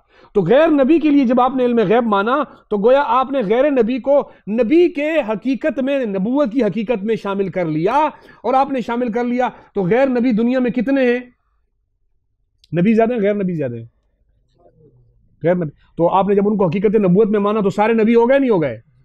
जब सारे नबी हो गए तो मिर्जा कादियानी एक नबी तो काफिर, वो एक को नबी कोई माने तो हमारे नबी के बाद, और तुमने कितने माने? समझ में आ रही है बात? अगर वो कहते हैं कि ये मैं गैर नबी के लिए इल्म गैब जो है वो मानता हूं, नहीं मानता तो लिख कर दो। अगर और जो मानता है उसके लिए हुक्म बताओ। और अगर कहते हैं मैं मानता हूं तो उसको कहो कि फिर इससे ये लाजिम आया कि आपने इनको हकीकत नबूवत में शामिल किया है जो कि खुद एक कुफर है। समझ आ रही है? चाहे माने चाहे ना माने, दोनों बातों को आपने पकड़ना है। एक बात हो गई। अब दूसरी बात सुनो। इसके बाद वो कहते हैं मैं गैर नबी में मानता हूं, सहाबा में मानता हूं, मैं ताबीन। गैर नबी में तो सब आ जाते हैं। उनका तयन करो कौन कौन से गैर नबी? खैरुल कुरून के गैर नबी, सहाबा में से, तबे ताबीन में से। मैं आगे असल बात आगे करूंगा, ये तो मैं अभी तरीका आपको शुरू में समझा रहा हूं, लिखवाना कैसे, बात आगे आएगी। कौन कौन से गैर नबी में? क्योंकि गैर नबी के अंदर भी मकाम और फजीलतों में फर्क है ना। अफजलुल बशर बादल अंबिया बित्ताकीक सय्यदना अबू बकर सिद्दीक, यही है ना? ये कुरान की आयत है। उस दिन एक बरेलवी तकरीर में कह रहा था औज़ु बिल्लाहि मिनश शैतानिर रजीम बिस्मिल्लाहिर रहमानिर रहीम अफजलुल बशर बादल अंबिया बित्ताकीक सय्यदना अबू बकर सिद्दीक सदक़ल्लाहुल अज़ीम। इसलिए मैं आपसे पहले पूछ रहा हूं कि कुरान की आयत तो नहीं है ये। तो अशरफ जलाली बैठा हुआ तकरीर सुन रहा था, सामने बयान कर रहा था वो। अब सुनो कि जब आपने ये मान लिया तो अब ये बताओ कि वो जैसे इंसानों की फजीलत में इख्तिलाफ है, तो क्या सहाबा के पास था, वो ताबीन में है, गैर? फिर सहाबा से हट के आप आ जाओ तो उम्मत मुस्लिमा, मुसलमान जानता है इल्म गैब? सवाल सारे वही वाले दोहराते जाओ कि जब आपने गैर नबी को माना तो उसको आपने, चूंकि एक हकीकत के अफराद हैं, आपने उन सबको गैर नबी को नबी मान लिया। अगर आप उम्मत मुस्लिमा के लिए नहीं मानते हो तो अहमद रजा तो कहता है कुल्लु मोमिन यालमु गुयूबन, हर मोमिन इल्म गैब जानता है। अहमद रजा तो कहता है कि मोमिन इल्म गैब जानता है, तुम कह रहे हो नहीं जानता। तुम में से सही कौन है, गलत कौन है? अद-दौलतुल मक्किया में अहमद रजा खान ने लिखा है कुल्लु मोमिन यालमु गुयूबन। बरेलियों का दावा यह है कि नबी भी इल्म गैब जानता है, तमाम अंबिया भी इल्म गैब जानते हैं, तमाम मुसलमान इल्म गैब जानते हैं, तमाम। अब सवाल तो आसान हो गया ना करने कि आपने हकीकत, उनकी हकीकत में से शामिल कर रहे हो सबको नबी की। तो सवाल यह है कि ये इल्म गैब को आपने खासे नबूवत मान लिया ना। एक हकीकत के अफराद के लिए आपने उसको माना, तो दूसरी हकीकत के अफराद के लिए मान नहीं सकते हो। अगर मानोगे तो यह लाजिम आएगा कि आप उनको पहले वाले की हकीकत में से शुमार कर रहे हो, यह तो लाजिम आएगा ना। यही वजह है, अहमद रजा खान ने मलफूजात आला हजरत में एक जगह पर लिखा कि जो सिफत गैर इंसान के लिए हो वो इंसान के लिए कमाल नहीं है, और जो गैर नबी में हो वो नबी के लिए कमाल नहीं है। जो सिफत गैर नबी में हो वो नबी के लिए कमाल, तो इल्म गैब गैर नबी में हो गया, माना ना आपने, तो ये नबी के लिए कमाल है। जब ये नबी के लिए कमाल नहीं है तो इसका मुनकिर नबी के कमाल का मुनकिर हुआ। जब नबी के हम जब इल्म गैब के मुनकिर हैं, हम नबी के किसी कमाल के मुनकिर नहीं, तो आप हमें किस बिना पे कहते हो कि ये नबी के इल्म गैब नहीं मानते इसलिए नबी को नहीं मानते? ये तुम कैसे कहते हो? समझ में आ रही है बात? वो मुसलमान इल्म गैब जानता है, इनका ये दावा है। काफिर जानता है? बरेलवी कहते हैं काफिर भी जानता है। अच्छा चलो, ये तो हो गया सारे इंसान इल्म गैब जानते हैं, मुसलमान भी आ गया, काफिर भी आ गया, बुजुर्गान दीन भी आ गए, नबी भी आ गए, तमाम अंबिया आ गए। इंसान जानता है, गैर इंसान जानता है? मलफूजात आला हज़रत सफ़ा नंबर 313, एक आदमी के सवाल का जवाब देते हुए कहता है कि एक साहब औलिया कराम में से थे, आपकी खिदमत में बादशाह वक्त कदम बोसी के लिए हाजिर हुआ। हुजूर के पास कुछ सेब नज़र में आए थे, हुजूर ने एक सेब दिया और कहा खाओ। अर्ज़ किया हुजूर भी नोश फरमाएं। आपने भी खाए और बादशाह ने भी। उस वक़्त बादशाह के दिल में ख़तरा आया कि ये जो सब में बड़ा था, दिल में ख़तरा आया। दिल के हालात से कौन वाकिफ होता है? अब ये आगे देखते जाना। बड़ा अच्छा खुश रंग सेब है, अगर अपने हाथ से उठाकर मुझको दे देंगे तो जान लूंगा कि ये वली हैं। आपने वही सेब उठाकर फरमाया हम मिस्र गए थे। उसके दिल की बात जान ली ना, ये बता रहे कि दिल की बात जान ली। आपने फरमाया हम मिस्र गए थे, वहां एक जगह जलसा बड़ा भारी था। देखा कि एक शख्स है, उसके पास एक गधा है। उसके पास क्या है? ये हवाला पढ़ा है आप लोगों ने? उसके पास एक गधा है, उसकी आंखों पर पट्टी बांधी हुई है। एक चीज़ एक शख्स की दूसरे के पास रख दी जाती है, उस गधे से पूछा जाता है कि गधा सारी मजलिस में दौरा करता है, जिसके पास होती है सामने जाकर सर टेक देता है। एक चीज़ किसी के पास रखवा दी जाती थी, गधे की आंख में पट्टी बांध के, फिर गधे से पूछा जाता था कि हमने वो किसके पास रखी, तो गधा जाके उसके सामने सर टेक देता था जिसके पास होती थी। ये हिकायत हमने इसलिए बयान की कि अगर ये सेब हम ना दें तो वली ही नहीं, और अगर दे दें तो उस गधे से बढ़कर क्या कमाल किया। अगर हम ये सेब ना देते, तो आपने दिल में कहा था कि ये सेब देंगे तो वली मानूंगा, ना देते तो आप क्या कहते कि तो वली नहीं है, और जब दे दिया तो वो तो गधा भी बता देता था क्या चीज़ किसके पास है, वो भी तो दिल की हाल जान लेता था। तो अगर मैंने जान लिया तो कौन सा कमाल कर दिया। ये फरमाकर सेब बादशाह की तरफ फेंक दिया। बस ये समझ लीजिए, आगे सुनो, वो सिफत जो गैर इंसान के लिए हो सकती है, इंसान के लिए कमाल नहीं।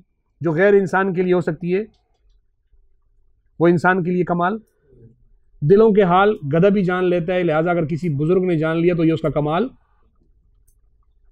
और जो गैर मुस्लिम के लिए हो सकती है वो मुस्लिम के लिए कमाल नहीं। तो पता चला कि चूंकि ये काफिर भी इल्म गैब अगर जान लेता है तो नबी के लिए इल्म गैब जानना कमाल नहीं हुआ ना भाई।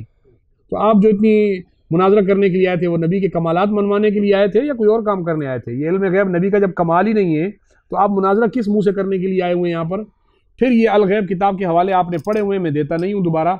इसके अंदर हवाले जाते हैं कि किस किस चीज़ को इल्म गैब इन्होंने माना है, कौन कौन से जानवरों के लिए इल्म गैब माना हुआ है।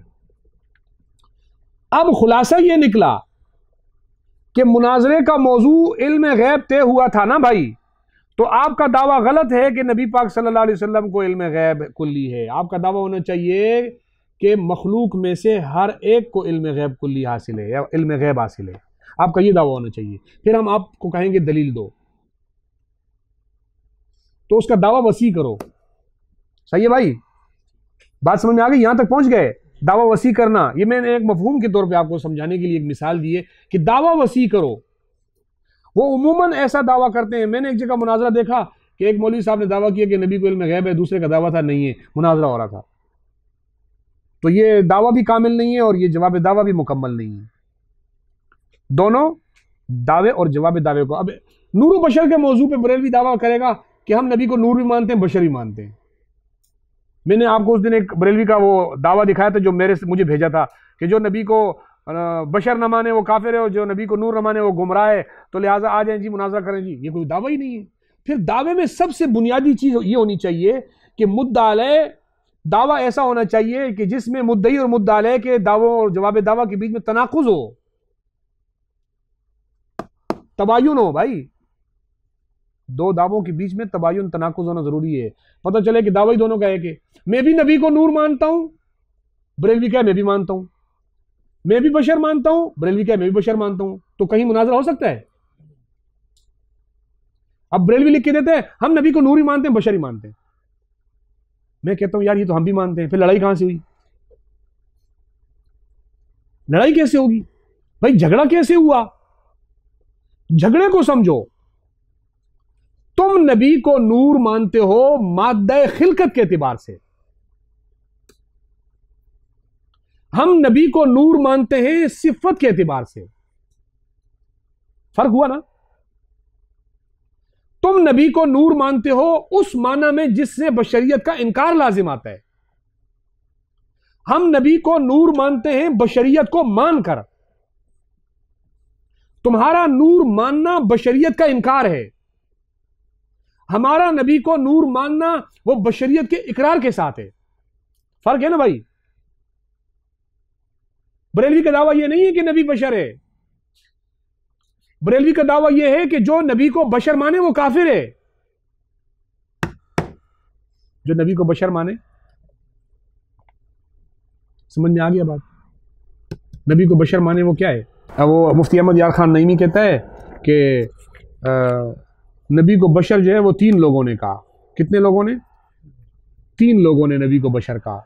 एक अल्लाह ताला ने कहा कुरान में, दूसरा नबी ने खुद अपने आप को बशर कहा, तीसरा काफिरों ने कहा।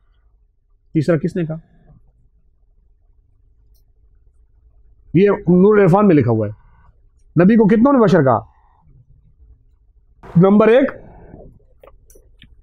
अल्लाह ताला ने, नंबर 2 खुद नबी पाक सल्लल्लाहु अलैहि वसल्लम ने, नंबर 3 काफिरों ने। अब कहता है, आगे लिखता है, देवबंदियों तुम अल्लाह नहीं हो, तुम नबी भी नहीं हो, तो पता चला तुम कौन हो? देखो अपना काम तो ये, अपनी आवाम को तो बुद्धू बना के चले जाते हैं ये लोग, लेकिन इनसे कभी कोई पूछे ये बात कि आपकी इस बात से नुकसान क्या होगा, ये आपको पता है? हाँ जी, आपने नऊज़ुबिल्लाह जो बात की है उस बात की आप गहराई को समझियो कि नबी को 3 लोगों ने बशर कहा है, एक अल्लाह ने, एक नबी ने, एक काफिरों ने। अब तुम अल्लाह नहीं, तुम नबी नहीं, तो लिहाजा तुमने हमारी तकफीर में एक लतीफ़ा तो लोगों को सुना दिया। लोग भी बड़े खुश हुए होंगे, वाजी वाह, कुरान से देवबंदियों का कुफर साबित हो गया, वाजी वाह, कमाल कर दिया। लेकिन आपसे कोई अगर एक और सवाल पूछ ले कि आपने जो काफिरों को अल्लाह और उसके रसूल का हम अकीदा साबित किया है वो क्या है? काफिर अल्लाह और उसके रसूल का हम अकीदा हो गए नहीं हो गए? तो फिर काफिरों की जगह तो आपको होना चाहिए था। अल्लाह भी मान रहे, नबी भी मान रहे, और फिर काफिर मान रहे। सवाल है नहीं है भाई? जो अल्लाह नबी मानते हैं वो मुसलमान मानते हैं, काफिर मानते हैं? वो अकीदा मुसलमान का होना चाहिए, काफिर का? ये कहता है कि काफिर भी मानते हैं। समझ में आ रही है बात? तो भाई ये अपना अकीदा सीधा करने में, अपना उल्लू सीधा करने में कितना बड़ा नुकसान करते हैं वो आप देख लो।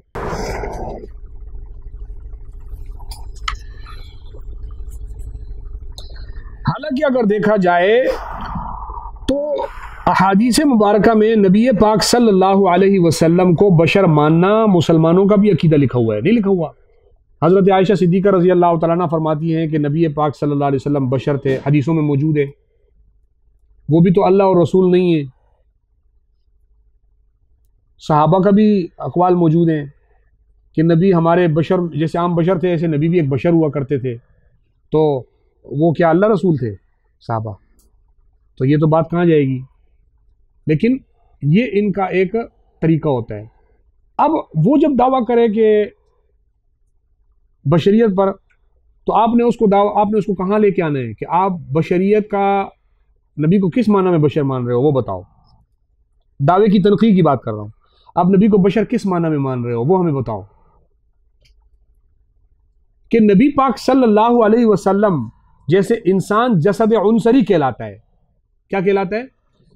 कितने आप बशरियत का नबी को किस माना में बशर मान रहे हो वो बताओ। दावे की तनकीह की बात कर रहा हूं। आप नबी को बशर किस माना में मान रहे हो वो हमें बताओ। कि नबी पाक सल्लल्लाहु अलैहि वसल्लम जैसे इंसान जसद उनसरी कहलाता है। क्या कहलाता है? कितने अनासिर से बना है? अनासिर अरबा। क्या नबी की तख्लीक अनासिर अरबा से हुई है? वो कहता है नहीं हुई। तो इंसान मानता है? नबी को बशर मानता है? तो वो कैसे कहता है कि मैं नबी को बशर मानता हूं? बशर बमाना इंसान। बशर किसको कहते हैं? वो कहते हैं नबी इंसान नहीं थे, नूर थे। मैं कहता हूं नबी इंसान थे, नूर थे। फर्क हुआ ना? क्या दावा हुआ? वो कहते हैं नबी बशर नहीं थे, नूर थे। मैं कहता हूं नबी बशर थे और नूर थे। मुझसे कोई पूछेगा आप बशर किस माना में कह रहे हो, मैं कहूंगा बशर हकीकत के एतबार से और नूर थे सिफत के एतबार से। कुरान मजीद में नबी की बशरियत का भी उन्वान है और नबी की नूरानियत का भी उन्वान है। हम दोनों को मानते हैं, लेकिन कुरान में जहां नबी की हकीकत बयान की गई है वहां बशरियत बयान की गई है, नूर नहीं बयान किया गया। कुल इन्नमा अना बशरुम मिस्लुकुम। नबी की हकीकत बशरियत बयान की गई है। और यार एक बात है, वैसे थोड़ा सोचो अगर कि जो शख्स नबी की बशरियत का मुनकिर है, और मैंने आपको बताया बरेलवी नबी की बशरियत का मुनकिर है, ये ज़हन में रखना है के ऊपर दलीलें एक नहीं कई दलाइल हैं। कुल इन्नमा अना बशरुम मिस्लुकुम, और ये भी नबी की हकीकत बशर है, इस पर कई दलाइल हैं। और इस बात पर भी दलाइल हैं कि बरेलवी नबी को बशर नहीं मानता, ना मान सकता है। क्योंकि उसके नजदीक बशर गंदी चीज है।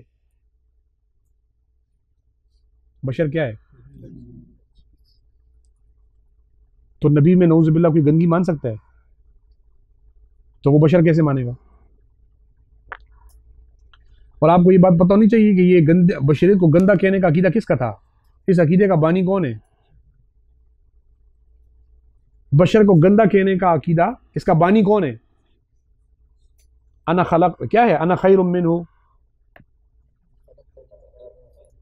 हजरत आदम को सजदा क्यों नहीं किया था उसने? अच्छा मानकर, अफजल मानकर नहीं किया था, या अपने से कमतर मान के नहीं किया था? तो ये कमतर मानने का अकीदा किसका है? और बशर को अफजल मानने का अकीदा फरिश्तों का है ना? इसीलिए तो फरिश्तों ने सजदा किया था, अपने से भी अफजल माना था, इसलिए सजदा किया था। तो ये कमतर मानता है, हम अफजल मानते हैं।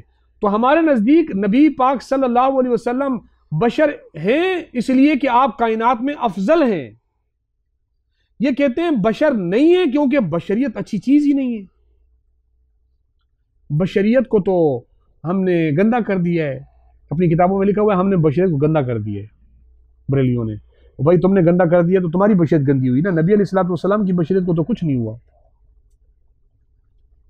हालांकि मैं एक बात कहता हूं, बरेलियों को कहता हूं आ जाओ एक फैसला करते हैं, कुरान मजीद को बीच में रखते हैं। और एक हमारे उस्ताद साहब एक वाक़या सुनाया करते थे कि एक बंदा कादियानियों के खिलाफ किताबें लेने गया, तो उन्होंने कहा जी ये एहतिसाब कादियानी दी, मुहासबा कादियानी दिए, ये खरीदो ये खरीदो। ये कहा जी हमें शियों के खिलाफ किताबें चाहिए, बोला ये लो ये लो। गैर मुकल्लदों के खिलाफ चाहिए, ये लो ये लो ये लो। किताबों के ढेर लगा दिए। उसने इतने में कहा यार मुझे जो है ना बरेलवियों के खिलाफ किताब चाहिए, मुझे कुरान उठा के दे दिया। हाँ जी, क्या उठा के दे दिया? उसने कहा ये बरेलवियों के खिलाफ है। उसने कहा आप पढ़ के देखो, सारा बरेलवियों के खिलाफ है। इनके अकीदों को रद्द करने के लिए किसी और किताब की भी जरूरत नहीं है, कुरान उठा लो, इनके अकीदे रद्द हो जाएंगे। कुल इन्नमा अना बशरुम मिस्लुकुम, आप फरमा दीजिए कि मैं तुम्हारी जैसा बशर हूं। मुझे एक बात का आप सवाल का जवाब दो। अल्लाह कह रहा है, कुल किसको कह रहा है? ए पैगंबर आप इनसे कहो, उम्मतियों से, कि मैं तुम्हारे जैसा बशर हूं। अल्लाह के अलवार है, गलत जुमला होता अल्लाह कहलवाता? और अगर ये जुमला नबी की शान के मुनासिब ना होता अल्लाह कहलवाता? यही वजह है बरेलवी कुरान की इस आयत के मुनकिर हैं। ये मैंने बहुत बड़ी बात कर दी। बरेलवी कुरान की इस आयत के मुनकिर हैं। और मैं इस दावे के ऊपर आपको दलील दूं। एक बरेलवी मौलवी की तकरीर नेट के ऊपर मौजूद है, मुजफ्फर हुसैन शाह।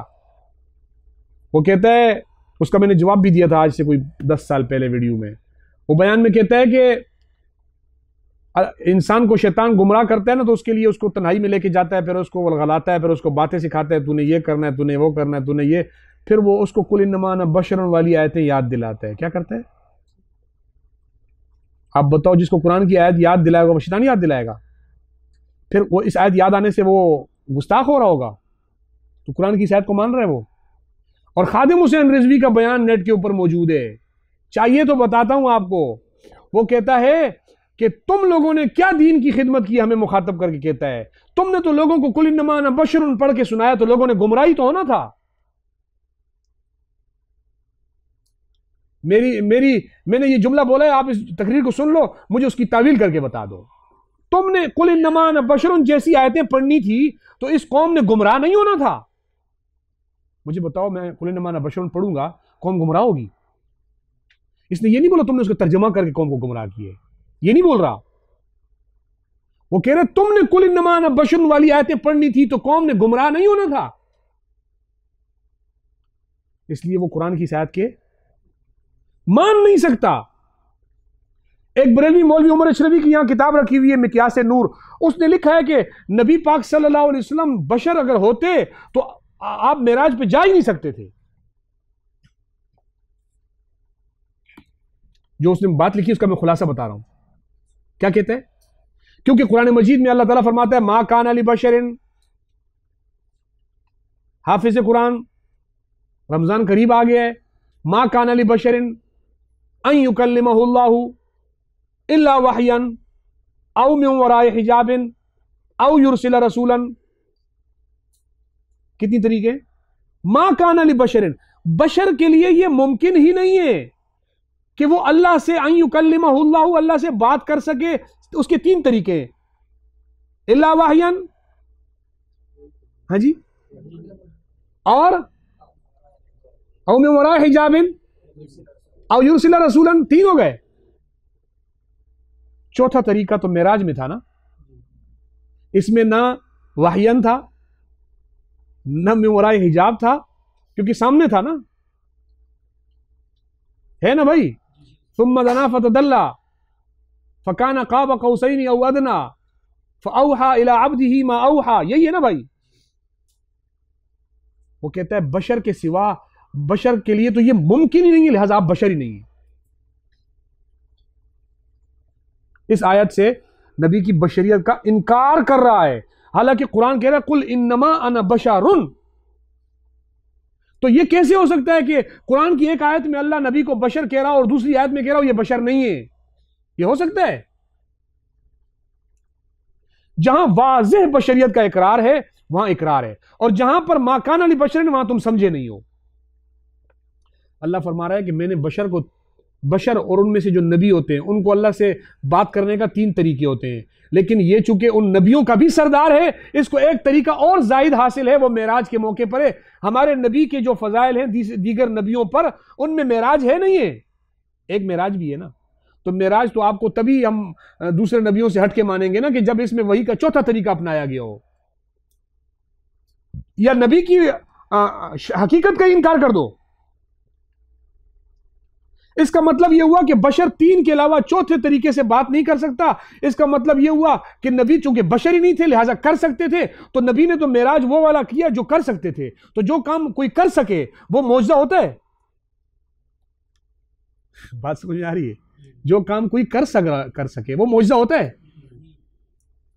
तो ये तो कहना चाह रहे हैं कि नबी इसलिए मेराज पे गया था कि नबी के लिए मुमकिन था। और भाई जो चीज नामुमकिन नबी के हाथ पे, खर की आदत नबी के हाथ पे जिसका ज़ुहूर हो, वो मौजज़ा होता है ना। अगर इसको आप खर की आदत मानो ही ना, तो ये मौजज़ा कैसे होगा? ये अफजलियत और मकाम कैसे होगा? मैं इसलिए कहता हूं आप झगड़ा खत्म कर रहे हैं ना, तो करीब आ जाओ, मैं दो लफ्जों में आपको बात समझाता हूं, बरेलवी को कह रहा हूं, दो लफ्जों में आपको बात समझाता हूं। कुरान मजीद की एक छोटी सी सूरत आपको सुनाता हूं। मैंने इसलिए कहा कुरान नाजिल हुआ है, कुरान का नुजूल और उसका माना और मफहूम समझ जाओ तो सारी बरेलियत समझ में आ जाएगी। कुरान कह रहे हैं वत्तीन वज़ैतून वतूर सीनीन, तीन हो गए, वहाज़ल बलदिल अमीन, कितने हो गए? ये कसमें हैं, ये क्या है? तीन की कसम, जैतून की कसम, तूर सीना की कसम और इस अमन वाले शहर की कसम, कितने हो गए? लक़द ख़लक़ना नूर फ़ी अहसनी तक़वीम। हाँ, गलत पढ़ रहा हूं? लक़द ख़लक़ना नूरा। अब मुझे कोई आयत बताओ जहां पे दो कसमें हो और लिखा हो लक़द ख़लक़ना नूरा फ़ी अहसनी तक़वीम। है एक कसम के साथ कहीं है? तो बशरियत को मकाम अल्लाह चार कसमों से बयान कर रहा है। बशरियत का मकाम कितना है? और नूर का मकाम एक कसम से भी नहीं है। बशरियत का मकाम अल्लाह सिर्फ बशरियत का मकाम नहीं उसकी कसमें उठाता। यहां तो अहमद रजा ने अल इंसान से मुराद यहां नबी लिया है। मैं कहता हूं चलो इंसान का फर्द कामिल आप नबी ही मुराद ले लो, कि चूंकि जब इंसान सबसे खूबसूरत है तो जो इंसान का फर्द कामिल होगा वो इंसान से भी खूबसूरत होगा। यही है ना भाई?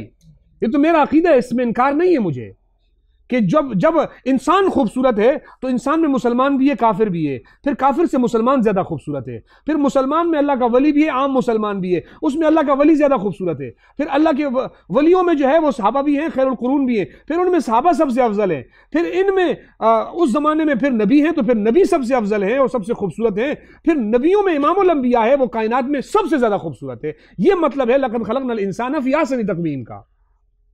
इसमें कोई हमें इख्तिलाफ ही नहीं है। बात समझ में आ रही है आसानी से कि अल्लाह ताला चार कसमें खा के फरमाता है कि मैंने इंसान को बहुत खूबसूरत सांचे में डाल के पैदा किया है। अल्लाह ने चार कसमें खाकर जिस इंसानियत के मकाम को बयान किया है, जिस बशरियत के मकाम को बयान किया है, उस बशरियत के बारे में यह कहता है नबी ये वाला बशर था ही नहीं। तो इसका मतलब हुआ कि फिर इंसान तो नबी से अफजल हो गया, क्योंकि नबी की खिलकत अगर किसी और मादे से हुई है तो अल्लाह उस मादे की कसम उठाता, क्योंकि मुझे और आपको जो इज्जत मकाम शर्फ फजीलत मिली है ना वो नबियों की वजह से मिली है। हम अगर मस्जूद मलाइक हैं ना तो नबियों की वजह से, अपनी जात की वजह से नहीं है।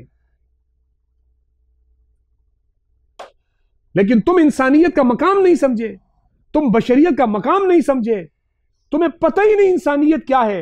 वो शायर समझ गया इंसानियत और बशरियत के मकाम को। वो कहता है कि फरिश्ता मुझको कहने से मेरी तौहीन होती है, मैं मस्जूद मलाइक हूं मुझे इंसान रहने दो। फरिश्ता मुझको कहने से मेरी तौहीन होती है, मैं मस्जूद मलाइक हूं मुझे इंसान रहने दो। तो मस्जूद मलाइक का मकाम ज्यादा है ना। अल्लाह ताला ने ज़वील उकूल मखलूक को कायनात की सारी कौमों पर फजीलत दी, सारी मखलूकात पर फजीलत दी। ज़वील उकूल मखलूक में इंसान भी है, जिन भी है, फरिश्ते भी हैं। अल्लाह ने इन तीन ज़वील उकूल मखलूकों को सारी मखलूक से अफजल करार दिया। फिर इन तीन मखलूकों में अल्लाह रब्बुल इज़्ज़त ने इंसान को सबसे अफजल करार दिया। न फरिश्ते को जो नूर था, न जिन को जो नार था, बल्कि खाकी मखलूक को अल्लाह ने सबसे अफजल करार दिया। अगर आप नबी को इस खाकी मखलूक में से नहीं मानोगे, कोई और मखलूक में से मानोगे, तो लाजिम आएगा कि नबी मफजूल है और यह खाकी मखलूक अफजल है। तुम्हारा कुरान का भी इनकार हो रहा है, नबी की भी तौहीन हो रही है। नबी को उस मखलूक में से मानो जिस मखलूक को फरिश्तों ने सजदा किया। लोग ये समझ सकते थे फरिश्ता गुनाह नहीं कर सकता, फरिश्ता गलती नहीं कर सकता, अल्लाह की नाफरमानी नहीं कर सकता, फरिश्ते में ऐब, फरिश्ते के करीब नहीं आ सकता, फरिश्ता गुनाह नहीं कर सकता, अफजल इसको होना चाहिए। अल्लाह ने पहला इंसान पैदा करके फरिश्तों को कहा इसको सजदा कर, ताकि आने वालों का इश्काल ही खत्म हो जाए कि यहां जो गुनाह नहीं कर सकता वो इतना अफजल नहीं, अफजल वो है जो गुनाह कर सकता है और नहीं करता। फरिश्ता इसलिए ऐब पर अमल नहीं कर सकता, खता नहीं कर सकता, उसमें मादा ही नहीं है, वो तो नूर है। और नूर का मादा वो सिर्फ बुलंदी, खूबसूरती, हुस्न, जमाल है। देखो इसके मादे में आग है, अनासिर अरबा है, इसके मादे में खाक है, आग का मादा जलाना, तकलीफ देना, नुकसान पहुंचाना है। मेरा बंदा मादा आग होने के बावजूद भी किसी को नुकसान नहीं पहुंचा रहा, तकलीफ नहीं पहुंचा रहा। इस मादे में खाक है, खाक में पस्ती होती है, ये मेरे आगे पस्ती का इजहार करेगा, तवाज़ो करेगा। मन तवाज़ा लिल्लाहि रफ़अहुल्लाह, मैं इसको बुलंदी दे दूंगा। इसके मादे में पानी है, पानी का काम होता है बहा के ले जाना, डुबो देना। मेरे बंदे के मादे में पानी भी है, बहाने का मादा भी है, डुबोने का मादा है। उसके बावजूद ये किसी को नुकसान नहीं पहुंचा रहा, तकलीफ नहीं पहुंचा रहा। मेरे बंदे के अंदर मादा हवा है, हवा का काम होता है सबको तेज नेज कर देना, तेहो बाला कर देना, तबाह बर्बाद कर देना, सब कुछ को खत्म कर देना। इसमें वो मादा मौजूद होने के बावजूद भी ये कायनात में सबसे अफजल, सबसे आला और सबसे बरतर बना हुआ है। इस इंसान जैसा कोई इंसान दुनिया में, कोई मखलूक मौजूद नहीं। इसीलिए अल्लाह ने फरिश्तों को कहा हो इसको सजदा करो। ये लाके दिखाओ ना आप किसी और मादे के अंदर। मादा नूर को अगर आप सारी कायनात में अफजल मानोगे तो मादा नूर की अफजलियत आप नहीं मान रहे, आप नबी पाक सल्लल्लाहु अलैहि वसल्लम को मफजूल मान रहे हो। हजरत आदम अफजल है या फरिश्ते अफजल हैं? तो हम हजरत आदम की औलाद हैं, फरिश्तों की औलाद हैं? बात समझ आ रही है आप? यही वजह है। देखो, गलती अकीदे में एक जगह पे गलती होती है, अकीदे की गलती एक जगह पे होती है। इंसान सड़क पे जा रहा होता है ना, सड़क पे जा रहा होता है ना, तो वो एक टन गलत करता है। एक मोड़ ऐसा आता है जहां से वो गलत टन हो जाता है। वो कहां जाके पहुंचता है? वो मोड़ करीब करीब ही होते हैं। हाँ जी, बिल्कुल करीब करीब में मोड़ होते हैं ना। जो सड़कें जुदा जुदा होती हैं वो करीब से जुदा होती हैं, लेकिन जब वो आगे चला जाता है फिर वो बहुत दूर निकल जाता है, फिर वापसी का कोई रास्ता नहीं रहता। इनकी गलती यहां से हुई थी कि इन्होंने बशरियत को नीचा समझा और दूसरे मादों को ऊपर समझा। यहां से सड़क इन्होंने जुदा की तो नबी को नऊजुबिल्लाह बशर मानने से इनकार कर दिया, बशरियत को गंदा मानने शुरू हो गए, बशरियत को नऊजुबिल्लाह मफजूल मानने शुरू हो गए। ये मानते मानते नतीजा यहां पहुंचा कि जब एक सवाल आता है कि हजरत मोहम्मद रसूलुल्लाह सल्लल्लाहु अलैहि वसल्लम किसकी औलाद है? अब्दुल्ला की। वो किसका बेटा? अब्दुल मुत्तलिब का। चलते जाओ चलते जाओ चलते जाओ, वो किसका बेटा? हजरत आदम का। तो आपको अब नबी को अगर बशरियत का इनकार करते हो तो ये तो आदम का बेटा है, तो आदमी होना चाहिए, बशर होना चाहिए। लिहाजा इन लोगों ने अपनी किताबों में लिख दिया कि हमारे नबी आदम के बेटे थे ही नहीं। कहां पहुंच गए? हजरत आदम के बेटे किताबों में लिखा हुआ है। कहता है कि बेटा तो बाद में आता है, हमारा नबी तो पहले से मौजूद था। ये क्या है? आपके बेटा होने का इनकार नहीं है। खुद नबी फरमा रहे हैं अना सय्यदु वुल्दी बनी आदम, आदम की औलाद से हूं और उसका सरदार हूं। ये कह रहे हैं आप वुल्द आदम नहीं थे। तो कहां जाके स्टॉप लिया इन्होंने कि शैतान ने भी आदम को मफजूल समझा था, घटिया समझा था, नीचा समझा था, कमतर समझा था, छोटा समझा था, सजदा नहीं किया। ये भी आ गए उसी जगह पर कि आदम छोटा है, हकीर है, कमजोर है। हम तो नबी को वो वाली मखलूक समझते हैं जो इससे भी ऊपर है। वो कौन सी मखलूक है आप बताओ जरा हमें वाज़ेह तौर पर। और इसीलिए कुल इन्नमा अना बशरुन का तर्जमा कर रहे कि नबी आप फरमा दीजिए मैं जाहिर में बशर हूं। मैं क्या हूं? हकीकत में बशर। आपको पता है ये लफ्ज जाहिर इस्तेमाल कहां होता है? जहां हकीकत ना हो उसके मुकाबले में आता है। कोई बंदा हो ना शक्ल सूरत से बड़ा नेक लग रहा हो और अंदर से कोई किसी से जो गलती कर ले तो लोग क्या कहते हैं? यार बज़ाहिर तो बड़ा अच्छा आदमी लग रहा था। इसका क्या मतलब होता है कि अंदर से अच्छा। तो नबी जाहिर में बशर, इसका मतलब क्या हुआ इनका कि अंदर से बशर, हकीकत में बशर। तो जब आप हकीकत में बशरियत के मुनकिर हैं तो आप कुरान की आयत के मुनकिर नहीं हुए। जब आपने बशरियत का इनकार किया तो सूरह 3 के मुताबिक आपने नबी को अफजल मखलूक माना या मफजूल मखलूक में से माना? तो जब आप नबी को मफजूल मानेंगे मुसलमान हैं, लेकिन नबी को कौन नहीं मानता? देवबंदी नहीं मानता। नतीजा क्या है? नबी को देवबंदी नहीं मानता। पीर मेहर अली शाह गोल्डवी की यहाँ पर फतावा मेहरिया भी रखी हुई है और किताबें भी। उनसे पूछा गया कि नबी पाक सल्लल्लाहु अलैहि वसल्लम बशर थे, तो क्या बशरियत कोई ऐसी चीज़ है क्या उसकी निस्बत नबी की तरफ नहीं करनी चाहिए? या ऐसे सवाल आया। आपने फरमाया बशरियत मुतज़म्मिन बसिफ़त कमाल है। बशरियत इंसान की सिफत ऐसी है जिसके साथ कमाल जुड़ा हुआ है कि वो जब किसी में मानोगे कमाल मानोगे। पता चला जब बशरियत की नफ़ी करोगे तो कमाल की नफ़ी करोगे। तो नबी की बशरियत का इनकार नबी के कमाल का इनकार है। नबी की बशरियत का इनकार क्या हुआ? नबी की फजीलत का इनकार है। ये पीर मेहर अली शाह गोरलवी कह रहे हिम्मत है तो लगाओ उस पर भी हुक्म। और कुरान की एक आयत है, इससे भी मैं आगे चल के एक और आयत पढ़ के सुना रहा हूं। कुल लौ काना फिल अर्जी मलाइकतुन यमशूना मुतमइन्नीना लनज़्ज़लना अलैहिम मिनस समाई मलकर रसूला। अल्लाह ताला ने कुरान मजीद में एक उसूल बयान किया। अल्लाह फरमाता है, ए पैगंबर आप इनसे कहो कि अगर जमीन पर फरिश्ते बसते ना तो आसमान से नबी फरिश्ता आता। क्या समझे? अगर जमीन पर, इसका माना हुआ अगर जमीन पर जिन बसते तो, बशर बसते तो नबी क्या आता? समझ आ गया? अब जमीन पर कौन बसते तो कौन सा नबी आना चाहिए? ये कहते नहीं, बशर नहीं था। एक बरेलवी का बयान है, पाशा नाम है, काजिम पाशा, इंडिया का बहुत बड़ा बरेलवी आलिम है। उसने बयान में कहता है कि जो देवबंदी जिसको नबी मानते हैं ना, हमारे और उनके नबी में फ़र्क है। इनका नबी तो वो आम सा बशर है, हमारा नबी नूर है, इनका नबी कुछ नहीं कर सकता, हमारा नबी। यहां तक बात पहुंची है कि वो उस शख्स को नबी मानने को तैयार नहीं जिसको आप बयान कर रहे होते हो। वो कहते हैं हम वो वाला नबी भी नहीं मानते जो बशर था। तो ये बशरियत का इनकार दर हकीकत किसका इनकार हुआ? नबूवत का इनकार। देखो ना, बहुत आसान सी बात है। मैं कहता हूं मुहम्मदुर रसूलुल्लाह सल्लल्लाहु अलैहि वसल्लम जो हजरत अब्दुल्ला का बेटा है, जो हजरत आमना का बेटा है, जो हजरत आयशा का शोहर है, जो हजरत खदीजा का शोहर है, जो हजरत फातिमा का वालिद है, जो औलाद आदम है, औलाद आदम का सरदार है, वो नबी है क्योंकि वो बशर भी था। ये कहता है नहीं वो बशर नहीं है, हम उसको नबी मानते हैं। जो बशर नहीं था ना, हम उसको नबी मानते हैं। तो ये क्या ये आप वाले नबी को मानते हैं? इनके यहां नबूवत का तसव्वुर ही कुछ और है, सोच ही कुछ और है, और ये अवामुन्नास को ये बात मालूम नहीं है। देखो, अल्लाह रब्बुल इज्जत ने उस जमाने के मुशरिकों का एक बहुत बड़ा एतराज दूर किया। मुशरिक कह सकता था कि नमाज गर्मी के अंदर दोपहर की 1 बजे, सख्त गर्मी का मौसम, हम कराची वालों को तो सख्त गर्मी का ज्यादा पता नहीं होता। आप चले जाओ सखर, मुल्तान, सिब्बी, दूसरे गर्म इलाकों में या अरब के इलाकों में चले जाओ तो दोपहर की गर्मी में, जून जुलाई के महीने में आप जोर की नमाज पढ़ने के लिए घर से निकलो तो किस कैफियत में जाया जाता है वो सबको पता होता है। सुबह सर्दी में फजर में उठ के वजू करो तो ठंड लगती है। ये गर्मी लगना, ये ठंड लगना, ये बशरियत की सिफात है। ये किसकी सिफात है? जिन्नात को सर्दी लगती है, फरिश्तों को, ये बशरियत की सिफात है।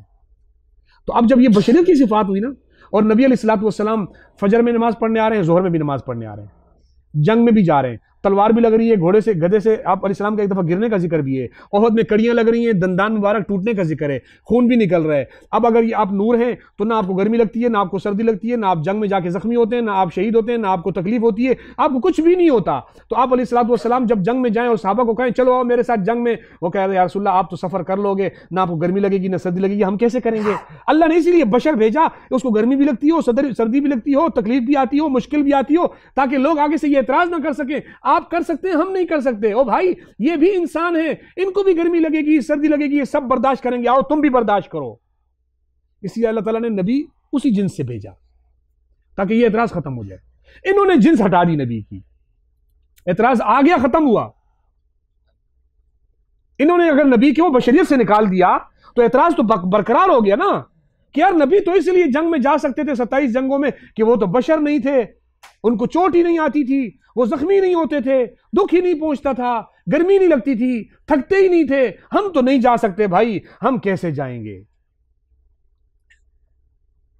तो अल्लाह ताला ने इसीलिए एक जिन्स बनाया ताकि तुम्हें यह पता चल जाए कि देखो तुम्हारी जिन्स से है, तकलीफ भी होती है, दुख भी पहुंचता है, दर्द भी होता है, गर्मी भी लगती है, सर्दी भी लगती है, कमर पे ओझड़ी रखी जाती है, दुख होता है, बेटी को तलाक दी जाती है, दुख होता है, आपकी इज्जत, आपके शर्फ, आपके नसब पे उंगली उठाई जाती है, आपको दुख होता है। इसी तरह जिस तरह नबी ने दुख उठाए हैं, तुम भी उठाओ, आगे बढ़ो, वरना एतराज आ जाएगा कि नबी तो इसलिए कर सकता था कि वो तो हमारी जिन्स से नहीं था, हम तो उस जिन्स से नहीं है, हम तो इंसान है, हमें तो ये सब कुछ होता है, इसलिए हम नहीं कर सकते, लिहाजा दीन छोड़ दो।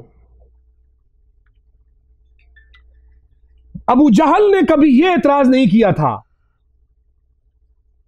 क्योंकि उसे पता था ये मेरा भतीजा है। समझ में आ रही है बात? बशरियत का इनकार आप पीछे जाकर चेक कर लो तो मुशरिकीन मक्का का भी बशरियत का इनकार का अकीदा नहीं था। वो एक बरेली बयान कर रहा था, वो कहता है कि जनाब वो ये कहा तो वो कहा तो फलाना का। मैंने पूछा, मैंने कहा मुझे एक बात बताओ कि बशरियत का इनकार, वो कहता है नबी को काफिर बशर मानते थे।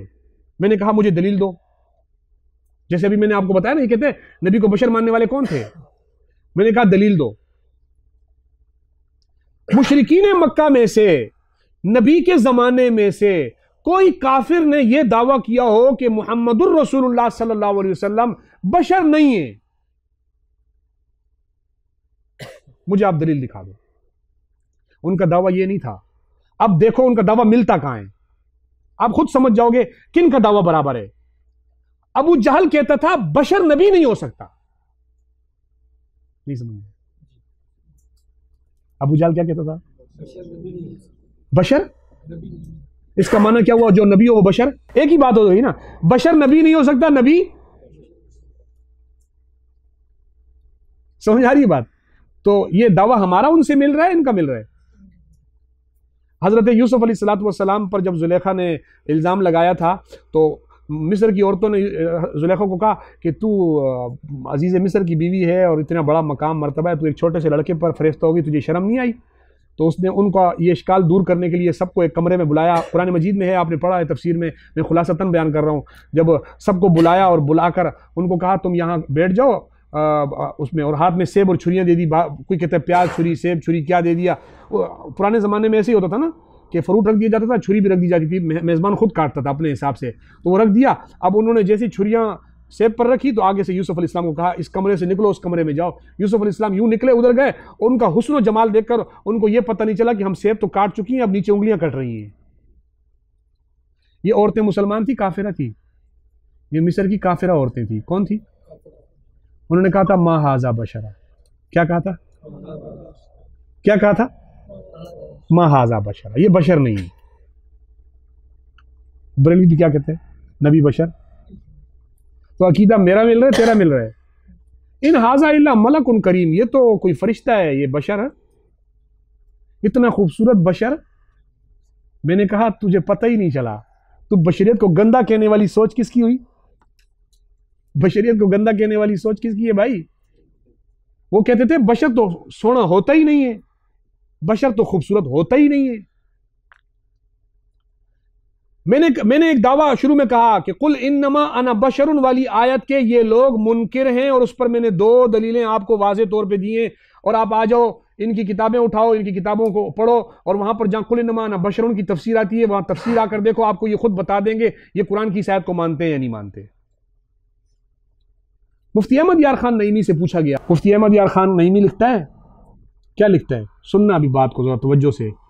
मौलाना अगर नींद आ रही है तो बस करते हैं।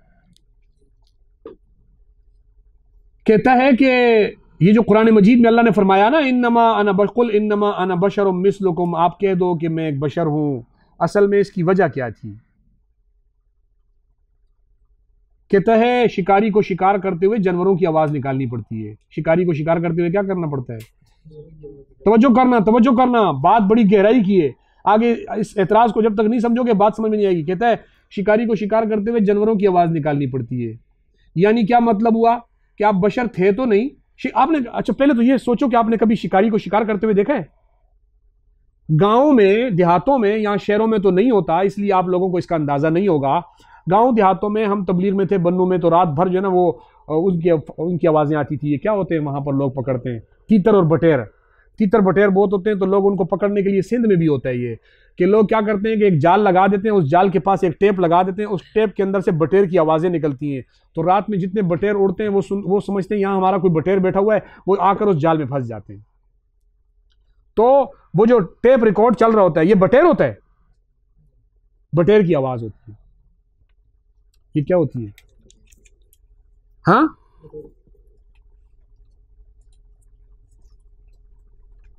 वो कहते हैं नबी पाक सल्लल्लाहु अलैहि वसल्लम इंसानों का शिकार करने आए थे। आप थे तो बशर नहीं, लेकिन आपने फरमाया मैं बशर हूं ताकि लोग मेरे करीब आ जाएं। सुन रहे हो? ताकि लोग मेरे करीब आ जाएं। मौलाना थोड़ा सा दिमाग पे जोर दो और सोचो कि क्या ये नबी का मकाम बयान हो रहा है?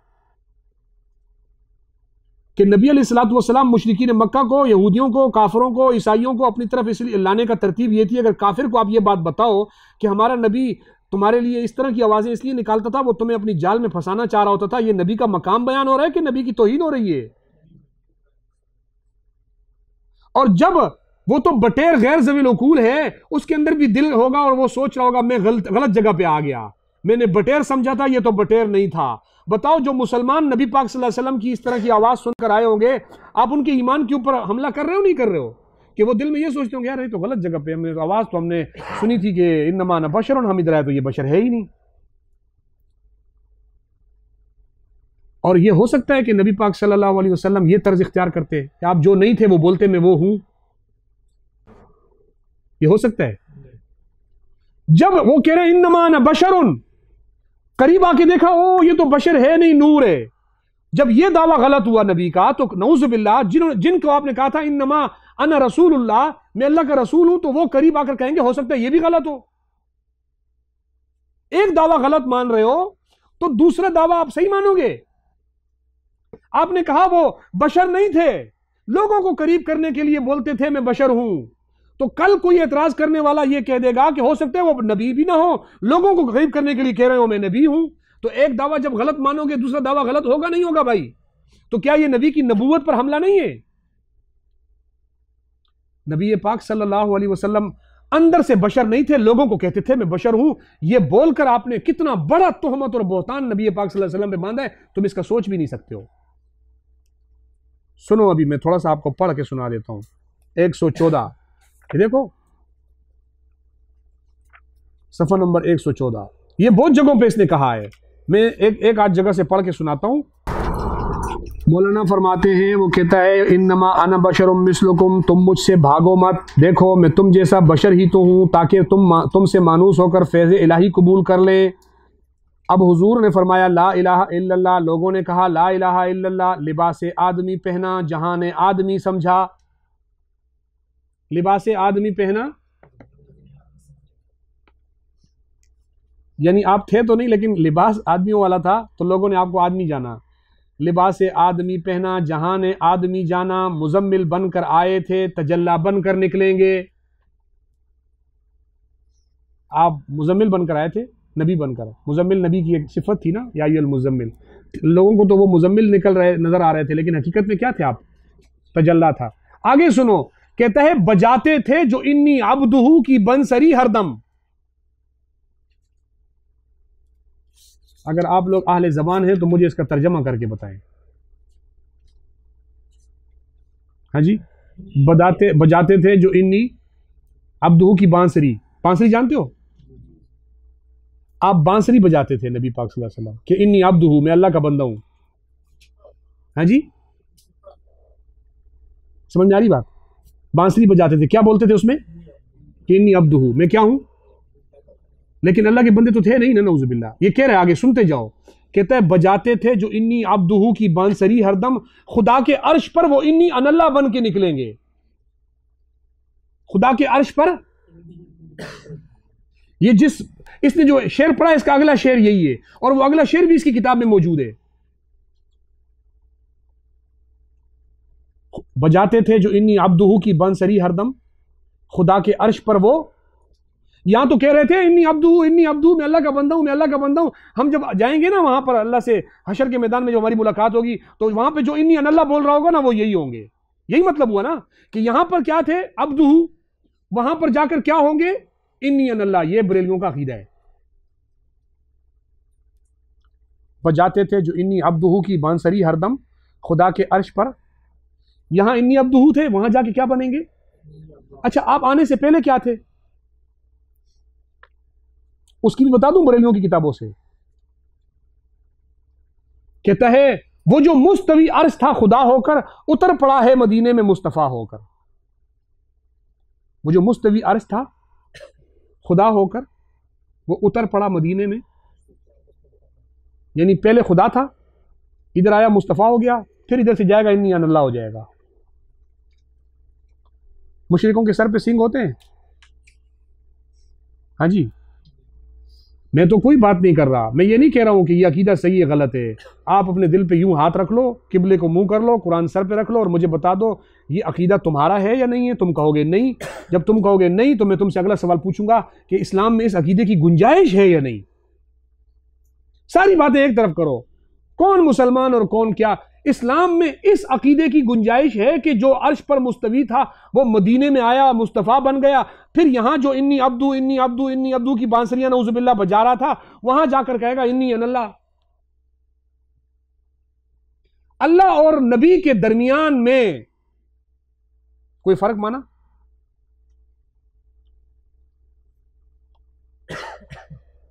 एक बरेलवी दीवाने मोहम्मदी, उसकी किताब है, यहाँ शायरी की किताब रखी हुई है, उसमें वो कहता है अल्लाह और अहमद और अहद में कोई फर्क नहीं है।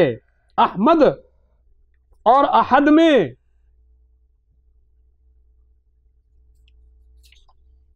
मौलाना अहद और अहमद में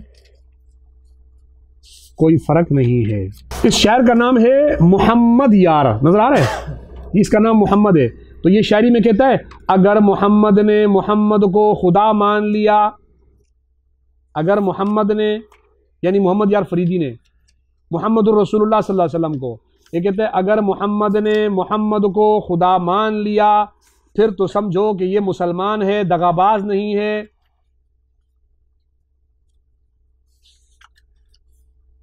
बरेलवियों को कहता हूं ये तुम्हारी किताब है, हवाला पढ़ के सुना रहा हूं, मैदान में आ जाओ, बोलो ये हमारा मौलवी नहीं है, मैं इंशाल्लाह तुम्हारे घर से इसको निकालूंगा।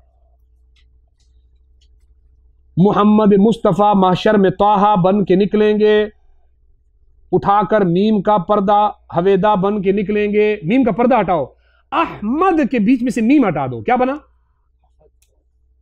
उठाकर मीम का पर्दा हट जाएगा उस दिन। तो फिर ये अहमद क्या होगा वहां पे? हकीकत जिनकी मुश्किल थी तमाशा बन के निकलेंगे, जिसे कहते हैं बंदा वो कुल हुवल्लाह बन के निकलेंगे। बजाते थे जो इन्नी अब्दुहू की बांसुरी हरदम, खुदा के अर्श पर इन्नी अनल्लाह बन के निकलेंगे। लिबासे आदमी पहना जहां ने आदमी समझा, मुजम्मिल बनकर आए थे तजल्ला बन के निकलेंगे। ये मुफ्ती अहमद यार खान नईमी ने भी ये शेर लिखा हुआ है। बताओ बरेलियों का अकीदा ये हुआ नहीं हुआ? और मैं बता रहा हूं ये मोहम्मद यार फरीदी भी, मैं इंशाल्लाह इसको भी आप लोगों के हाथ से जाने नहीं दूंगा। मैं बताऊंगा कि ये भी तुम्हारा है, तुम आओ तो सही मैदान में। तो ये तो बहुत पुराने जमाने का बंदा नहीं है। अहमद रजा से सवालात पूछता था, फतावा रिजविया में इसका नाम मौजूद है। अहमद रजा से सवाल पूछता था, वो जवाब देता था। ये वो मोहम्मद यार फरीदी है। अभी भी इसकी कब्र जो है रहीम यार खान के अंदर मौजूद है और इसकी कब्र के ऊपर अभी बरेलियों का कब्जा है। और इस किताब के ऊपर अहमद सईद काजमी बरेलियों का गजाली दौरा और राजी जमा की तकरीज मौजूद है। ये बरेलवी उलमा की तकारीज इस किताब के ऊपर मौजूद है। सही है भाई? क्या कहूं क्या इश्क में यारों के क्या मालूम होता है। बहर सूरत बहर मूरत खुदा मालूम होता है। खुदा कहते हैं जिसको मुस्तफ़ा मालूम होता है। खुदा कहते हैं जिसको मुस्तफ़ा मालूम होता है। खुदा कहते हैं जिसको, फारसी में क्या कहेंगे कि जिसको खुदा कहते हैं वो मुस्तफ़ा लग रहा है, क्या बोलेंगे? यानी दरअसल वो चेस्ट, मुस्तफ़ा दरअसल चेस्ट और खुदा दरअसल चेस्ट। कोई फर्क मान रहे हैं? खुदा कहते हैं जिसको मुस्तफ़ा मालूम होता है, जिसे कहते हैं बंदा खुद खुदा मालूम होता है।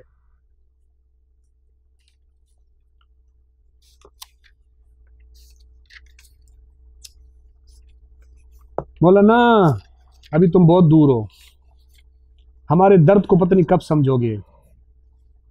सूरत रहमान है तस्वीर मेरे पीर की। सूरत रहमान है, नीचे आ रहे हैं, अभी पीर तक पहुंच गए। सूरत रहमान है तस्वीर मेरे पीर की। सूरत स्वाद से, सूरत रहमान नहीं, यानी रहमान की जो शक्ल सूरत है ना वो मेरे तस्वीर पीर की तस्वीर से मिलती है। सूरत रहमान है तस्वीर मेरे पीर की। अल्लमल कुरान है तकरीर मेरे पीर की। आगे चल के कहता है क्या खुदा की शान है या खुद खुदा है जलवागर, मिलती है अल्लाह से तस्वीर मेरे पीर की। मिलती है अल्लाह से तस्वीर मेरे पीर। उम्मुल किताब है रुख ज़ेबा फरीद का, क्या खूब फातिहा है किताब मजीद का। तख्ते फरीद, बाबा फरीद, तख्ते फरीद तख्त है रब्बे फरीद का, नक्शा खिंचा हुआ है ये अर्शे मजीद का। नक्शा खिंचा हुआ है। अब बताओ तुम लोगों में से सराइकी किस किस को आती है? पंजाबी आती है ना भाई? इसके पंजाबी के शायर भी, अशार भी हैं आगे। कहता है मोहम्मद दी सूरत है सूरत खुदा दी, मोहम्मद दी सूरत है मेरे दिल तू नक्शा मिटा कोई नहीं सकदा, मेरे दिल तू नक्शा मिटा कोई नहीं सकदा। अहद नाल अहमद रला क्यों ना देखा, कहते हैं अहद को अहमद को क्यों ना मिलाऊं, हबीबे खुदा को खुदा क्यों ना देखा, जो हबीबे खुदा है मैं उसको खुदा क्यों ना देखूं, क्यों ना समझूं उसे खुदा। है तो बहुत कुछ, आपको बीच में से चीजें चीजें सुना रहा हूं। सही है भाई, ये आपको थोड़ा सा सुना देता हूं ताकि आपके दिल से दिमाग से ये इश्काल ख़त्म हो जाए कि यार ये तो आप लोग कुछ ज़्यादा करते हो। मैं मतलब बताता ही नहीं हूं आपको, इसका कोई और मतलब बनता है तो वो मुझे आप समझा दिया करो कि मौलाना आपने यहाँ गलत मतलब लिया है, इसका ये वाला मतलब बन सकता था। कहते हैं मोहम्मद मोहम्मद पुकेंदे गुजर गई, कहते हैं मैं हम मोहम्मद मोहम्मद पुकारते रह गए, अहद नाल अहमद मिलेंदे गुजर गई, कहते हैं अहद और अहमद को मिलाते मिलाते हमारी जिंदगियां गुजर गई। अब फारसी में आ जाएं, इसके फारसी अशार। मोहम्मद मुस्तफ़ा हस्ती, जी फरीदे बासफ़ा हस्ती, मोहम्मद मुस्तफ़ा हस्ती, चहा गोयम चहा हस्ती, खुदा हस्ती खुदा हस्ती। बिरादर बुरहानुद्दीन बताएगा कि इसका कोई मतलब सही बनता है। फरीदे बासफ़ा हस्ती, तू फरीदे बासफ़ा है, अपने बाबा फरीद को कह रहे हैं तू फरीदे बासफ़ा है, तू मोहम्मद मुस्तफ़ा है, तू कौन है। चाहा गोयम चाहा हस्ती, मैं क्या कहूं कि तू क्या है, खुदा हस्ती खुदा हस्ती, तू खुदा है तू खुदा है। यही माना है। बहुत है। बता ये रहा था कि अकीदा सिर्फ बशरियत के इनकार से इनका ये नहीं है कि ये नबी पाक सल्लल्लाहु अलैहि वसल्लम की नबूवत का इनकार कर रहे हैं, बल्कि नबी पाक सल्लल्लाहु अलैहि वसल्लम को वो शख्सियत और ज़ात मान रहे हैं जिसमें और अल्लाह में कोई फ़र्क नहीं है, वही एक ही ज़ात है। वो जब आसमान पे, इसीलिए ताहिरुल कादरी, अब ताहिरुल कादरी कौन से ज़माने का मौलवी है, कोई मर गया है और बरेलवी है कोई और है। ताहिरुल कादरी का एक बयान है नेट के ऊपर, वो कहता है कि जब नबी पाक सल्लल्लाहु अलैहि वसल्लम मेराज पे गए ना, और मेराज पे जाकर आप सल्लल्लाहु अलैहि वसल्लम ने अल्लाह से मुलाकात की बिल मुशाफा, हमारा यह अकीदा है कि अल्लाह रब्बुल इज़्ज़त का दीदार फरमाया था नबी ने, हिजाब और बीच में कोई पर्दा नहीं था। ये हमारा अकीदा है, हम मानते हैं। लेकिन इसका नक्शा जो खींच रहे हैं वो नक्शा सुनो। कहते हैं नबी पाक सल्लल्लाहु अलैहि वसल्लम जब पहले आसमान पे गए तो आपने बशरीत का चोला उतार दिया, फिर ये गए तो फिर यो गए तो फिर गए, फिर आप जब अर्श पे गए अल्लाह से मुलाकात हुई तो जो इधर था वही उधर था, जो इधर था जो इधर था। समझ आ रही है बात? फिर कहता है पंजाबी में, हेक के जड़ा हिक को दू आखे काफिर ते मुशरिक के। कहता है ये जो इधर उधर था ना वो एक ही था, एक ही था, और जो इन एक को दो कह रहा है ना वो काफिर है, वो मुशरिक है। किसका अकीदा है ये? मुसलमानों का। ये तो कोई पुराने जमाने के लोग होते तो बोलते यार मर गया मरदूद, ना फातिहा ना दुरूद आप कब्र से लेकर आ रहे हो। ताहिरुल कादरी तो जिंदा मरदूद है भाई, ये मरे हुए मरदूद की बात नहीं हो रही है, ये जिंदों की बात हो रही है। जिंदों का अकीदा अभी भी बरेलवियों का अकीदा मौजूद है कि वो हिक के जड़ा हिक कुंडू आके काफिर थे मुशरिक के। तो ये मुझे बताओ कि आप उनको कैसे इस मसला बशरियत के ऊपर आप कहोगे कि यार ये यूं नहीं तो यूं। नबी पाक सल्लल्लाहु अलैहि वसल्लम को नऊज़ुबिल्लाह एक शिकारी की तरह मिसाल देकर कह रहे हैं कि आप लोगों को अपने करीब करने के लिए फरमाया करते थे कि मैं बशर हूं ताकि लोग करीब आ जाएं और फिर आप उनको पकड़ लें। तो मुझे बताओ कि जब नबी पाक सल्लल्लाहु अलैहि वसल्लम को नऊज़ुबिल्लाह उन्होंने मसला बशरियत में एक शिकारी मान लिया कि आप थे जो वो जाहिर नहीं करते थे और कुछ और होकर जाहिर करते थे, तो मसला रिसालत और नबूवत में आपने आपकी रिसालत और नबूवत को मशूक नहीं किया इन्होंने। इनके अकीदे में वो नबूवत और रिसालत कहाँ है? कौन था नबी और रसूल? वही आ जाता, वो कहता कि आपने हमें बशर कहा था, आप नहीं थे, तो आपने नबी भी कहा होगा, आप नहीं होगे। जबकि मुसलमानों का अकीदा ये नहीं है। मुसलमानों का अकीदा ये था कि अबू जहल ने हज़रत अबू बकर से पूछा था कि तेरा कोई, अगर तुझे ये पता चले कोई बंदा ये कहता हो कि मैं एक रात के एक हिस्से में आसमान पे गया, जन्नत में गया, जहन्नम में जाके सैर की, मैंने आसमानों पे गया, नबियों से मिला, मस्जिद अक्सा में जाके नमाज़ें पढ़ाई, फिर ये किया वो किया, फिर अल्लाह से मुलाकात हुई, वापस आया, एक लम्हे के अंदर, एक रात के अंदर मैं वापस भी आ गया, तो तू मानेगा? कहा किसने कहा है? कहा वो जो तेरा दोस्त नहीं है उसने कहा। अगर वो मेरा दोस्त कहते हैं फिर सच कहते हैं। हमने तो नबी को इतना सच्चा माना था कि हमारी हज़रत अबू बकर की इस सच्चाई की वजह से तो उनका नाम सिद्दीक पड़ गया था कि वो ऐसे सच्चे थे कि दुनिया के अंदर और सच्चे होते हैं, वो सिर्फ खुद सच बोलते हैं। ये वो सच्चा था जो सच्चों के साथ खड़ा होने वाला था, जो सच्चे का साथ देने वाला था। सिद्दीक उसको नहीं कहते जो सिर्फ खुद सच्चा हो, सिद्दीक उसको कहते हैं जो खुद भी सच्चा हो और सच्चे के साथ भी खड़ा हो। वो सच्चा। बताओ, तुमने नबी पाक सल्लल्लाहु अलैहि वसल्लम की सदाकत पर दाग लगा दिया जब तुमने ये कह दिया कि आप शिकारी की तरह इस तरह करते थे, आवाज़ें निकालते थे, तो नऊज़ुबिल्लाह तुमने नबी के हर सिफत में नबी को दागदार कर दिया। समझ में आ गई बात? या बातिल को शक मुफ्ती नजीबुल्लाह उमर, दाहिए दीन हम्मद नजीबुल्लाह उमर, या बातिल को शक मुफ्ती नजीबुल्लाह